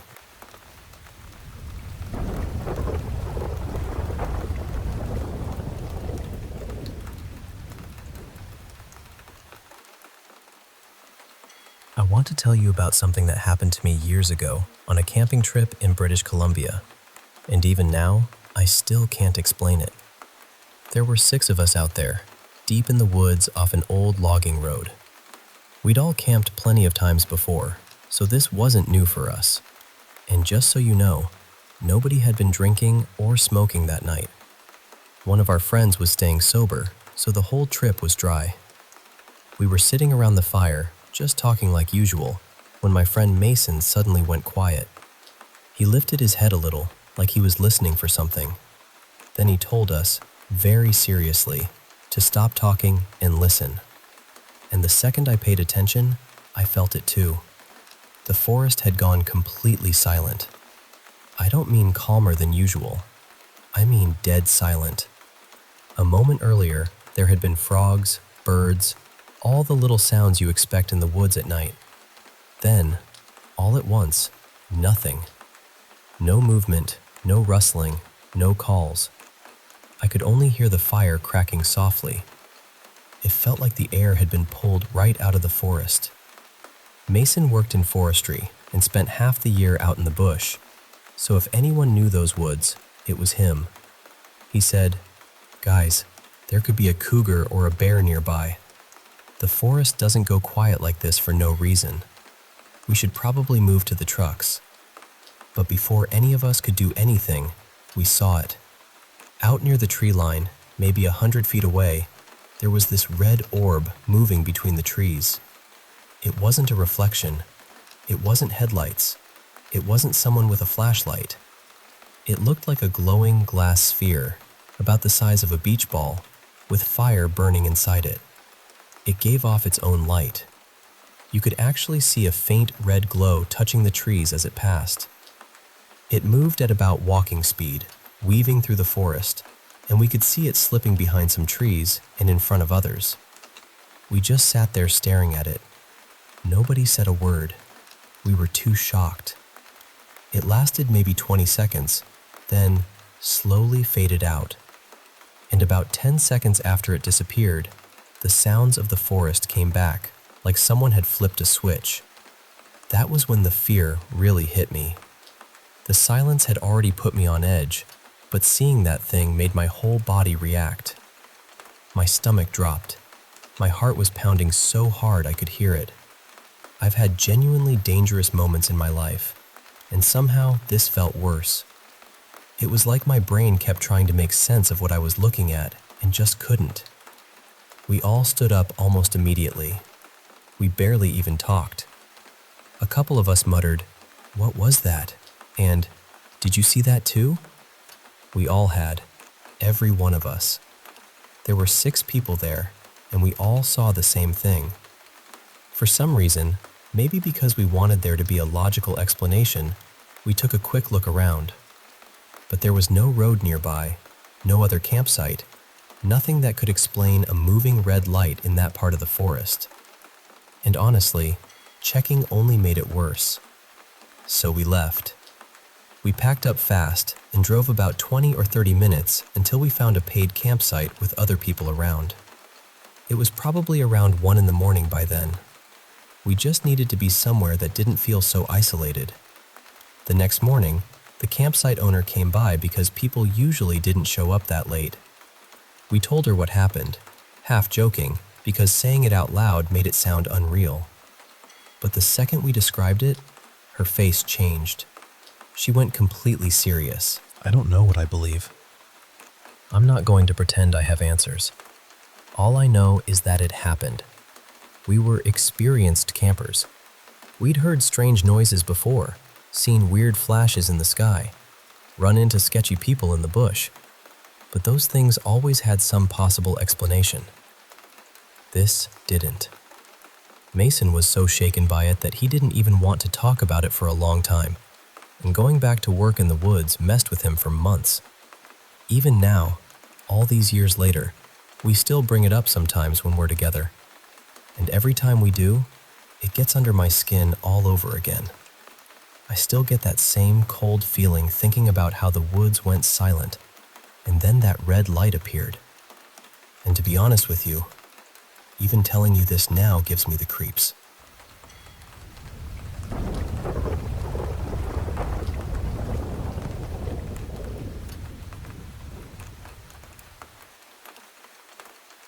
Something happened to me about 4 years ago, and honestly, I still think about it sometimes late at night. I live in a house right next to a stretch of forest. The front has a big metal gate, and both sides of the property are enclosed by high walls, so the only part that really opens toward the woods is the back. I also have several dogs, all labs, all pretty big, so it's not like they scare easily. One night, sometime around midnight, I woke up because every single one of them started barking at once. But it wasn't their usual barking. It was intense, sharp, the kind of sound dogs make when they know something is wrong. At first, I figured maybe one of them had gotten left outside the gate, or there was some animal wandering too close to the house, so I got up to check. I opened the door and stepped out into the yard. It was one of those nights where the dark feels heavier than usual. When I looked to my right, I saw all my dogs grouped together, barking non-stop. They were all facing the same spot, almost like they had something cornered. At first, I couldn't tell what they were looking at. Then after a few seconds, once my eyes adjusted, I realized there was something standing in the middle of them. It had the shape of a dog, or at least something close to one. What unsettled me right away was its size. My dogs are Labradors, solid animals, and this thing was still much larger than they were, easily twice the size of one of them. And even though it was dark, I could still make out my dogs clearly enough. This thing was different. It was so black that it didn't look natural. I couldn't make out its face, its eyes, or even the exact outline of its body. It looked less like an animal and more like a patch of shadow that had somehow taken shape. I must have made some small sound, because after a moment, it slowly raised its head and turned toward me. And the second it noticed me, it moved. It suddenly lunged toward one of the walls, like it was trying to climb over and get out. It jumped up against it, but it didn't make it over, and all the while my dogs kept barking like mad. That was the moment I really felt fear hit me. I backed into the house and grabbed my phone so I could use the flashlight. But before I could step outside again, I heard my dogs tear off all at once toward the back of the property, toward the woods, barking like they were chasing whatever that thing was. Their barking got farther and farther away until it faded completely. Then everything went silent. And I mean completely silent. No insects, no leaves moving, no night sounds at all. That silence scared me even more than seeing the creature itself. I stayed inside after that and shut the door. After a while, my dogs came back on their own. None of them were hurt. No scratches, no blood, nothing. It was like they had run whatever it was back into the forest and returned. I still don't know what I saw that night. Where I'm from in Mexico, there's a well-known belief in beings called nahuales. People say they're witches who can take the form of animals and move through the night unseen. Maybe that's what it was. Or maybe it was something else entirely. Something that came out of the forest that night and somehow found its way into my yard.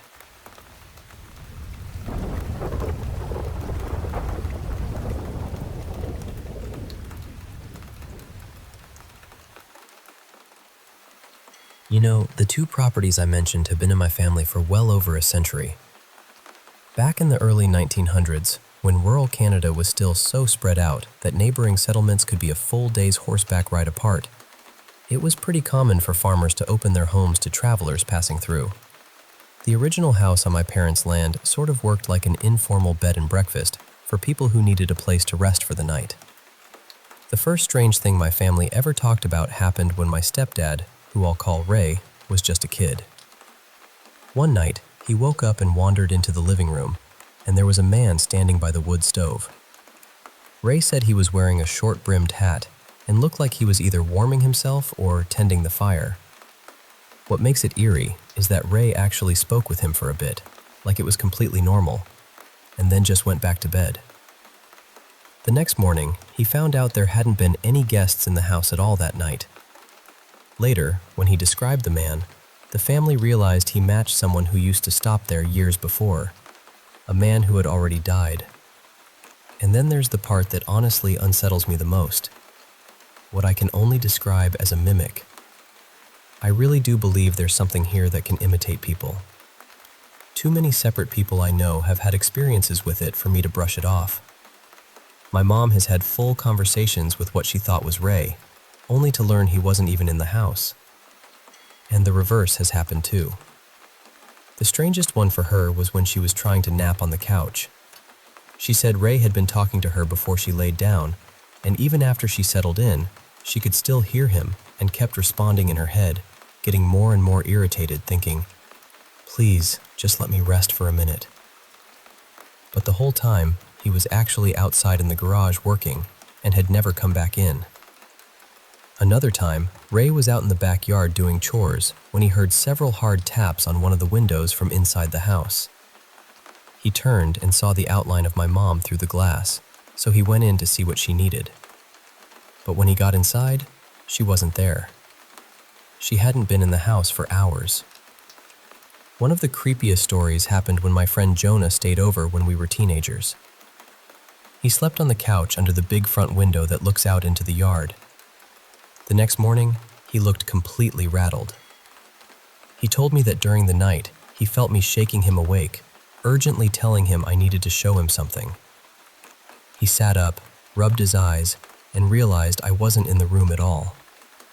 Then he looked out the window and saw what he swore was me standing out in the yard near the woodshed, maybe 100 feet away.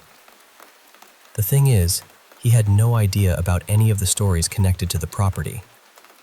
He also couldn't have known that the woodshed sits almost exactly where the old guest house used to stand. If he'd gone to my room, he would have found me asleep the whole time. That's the only time I know of that whatever this is has copied me. Over the years, my friends have heard screams in that house, cupboards slamming on their own, and voices with no one there. One night during a party, everyone in my family was outside while my friend Stefan went in to use the bathroom. On his way back out, the kitchen cupboards started banging shut over and over, violently. He didn't even stop to think.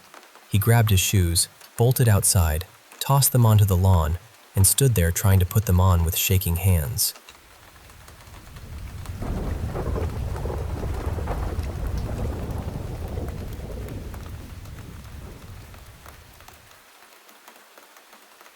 I want to tell you about a place near Woodvale, Manitoba, in Canada, where people have been seeing strange lights for years.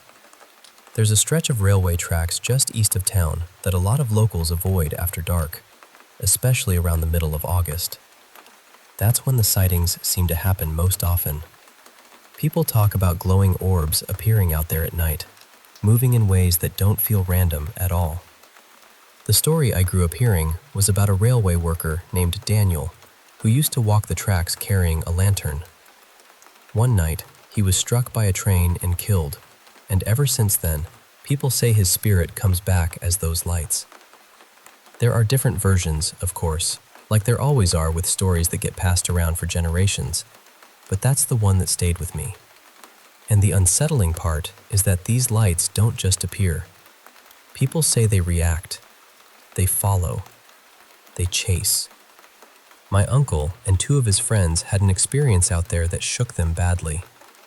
They had parked near the tracks one night, just sitting there, watching the tree line, when they noticed a glowing orb in the distance. At first, it was weaving between the trees, almost lazily, but then it seemed to lock onto them. It changed direction and started coming straight toward their truck. They panicked. All three of them scrambled inside, and my uncle tore out of there as fast as he could. But the light didn't stay behind. It followed them. He said it kept pace with the truck, and then, for a few seconds, hovered right over the bed in the back before suddenly disappearing. Even years later, the fear in that story still feels real when it's told. I've heard other accounts too, and they all carry that same feeling, that same sharp edge of terror, like whatever people saw was aware of them. At one point, researchers from a university in Manitoba, maybe the University of Manitoba, maybe the University of Winnipeg, came out to investigate. From what my family was told, they actually witnessed the lights and documented what they could. But what really stayed with people was what they found afterward. While searching the area, they reportedly came across animals that were eerily still. Rabbits, deer, squirrels, all motionless and unresponsive, almost as if time had stopped around them. Apparently, a report was written, and locals talked about it for years, but it's no longer something anyone seems able to track down. All of that already would have been enough to stay with me, but there's one more story, and this one happened at my parents' home. One evening, they were in the living room watching TV. The sun had gone down, but there was still that dim blue light of late twilight hanging outside. From where they were sitting, they could see into the kitchen, and the kitchen window looked out over the backyard. Then, this orange orb came drifting in from outside. It didn't stop at the glass. It passed straight through the window and into the kitchen. My mom said it hovered there, glowing with this deep, unnatural color, and then it started to expand, almost like it was breathing. As it swelled, it gave off a low vibration, a hum or pulse that they could actually feel in their bodies. Not just hear, feel. The whole thing lasted only moments, and then it moved back out the same way it came, slipping through the window and vanishing into the yard. So that's why I can't shake these stories. They've followed my family for years, and now I'm planning to go out to those tracks this August and see for myself. I want to document whatever's there, if anything shows itself. I don't know what I'll find, but I do know this has lived in people's memories for a very long time, and once you hear the stories, it stays with you.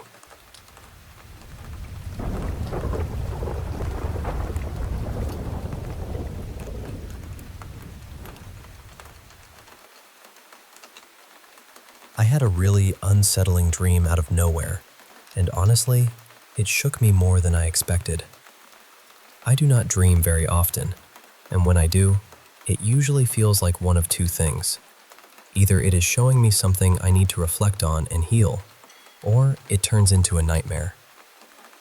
But this felt different from the usual kind of bad dream. It stayed with me. I have always believed in spirits and energies, especially the kind that feel heavy or low. Just the day before this happened, I had learned how to properly ground myself, and for the first time I had a meditation that felt truly calm and deep. I have never really felt like my house was haunted or anything like that. I have never seen shadows or had some obvious experience that made me think something was trying to scare me. But I will say this, I have always felt strangely uneasy in the bathroom, especially when taking a bath. I usually brushed it off as regular anxiety. The dream itself was actually simple, which somehow made it even creepier. I was on the balcony, playing hide and seek with my cats, and there were a few unfamiliar men there too, people I had never seen before. Then I looked toward the balcony door and suddenly something rushed in. It looked almost human, but not fully. It came straight through me. The second it passed through me, I felt this horrible twisting sensation in my stomach, and a wave of fear hit me so hard that I jolted awake with my heart pounding. I got up right away and went to check on my cats. One of them was staring directly at the balcony door from the dream. Maybe that was just a coincidence, but in that moment it scared me even more. Like I always do when I am shaken up, I went straight to my mom's room. It was around 1 a.m. I told her I had a nightmare, but I did not tell her what it was really about because I did not want to frighten her too. Around the same time, my younger sister, who is autistic, was unusually agitated. That was strange too. I helped calm her down and got her settled back into bed. After that, I grounded myself again, tried to release the fear, went back to my room later, and somehow managed to sleep peacefully. What really got to me was what happened the next morning.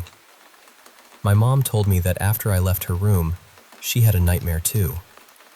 She said she was standing near a doorway, and something rushed into her. She felt frozen and numb in bed afterward. The way she described it sounded disturbingly close to what I had experienced. She said she started playing holy recitations, but at first it did not help. Then she played something stronger, and she felt an immediate sense of release. She told me this had never happened to her before either. That is why I am sharing this. I am honestly scared, and I do not know what to make of it. Part of me wants to know whether experiences like this are normal, or whether dreams can somehow pass from one person to another. This is the first time anything like this has happened to me, and the fact that it came right after I opened myself up spiritually and had such a deep meditation makes me uneasy. Now I keep wondering if I should stop for a while, or if I am stepping into something I do not fully understand. Maybe I need guidance. Maybe I need someone experienced to help me make sense of it. I just know this whole thing left me feeling rattled.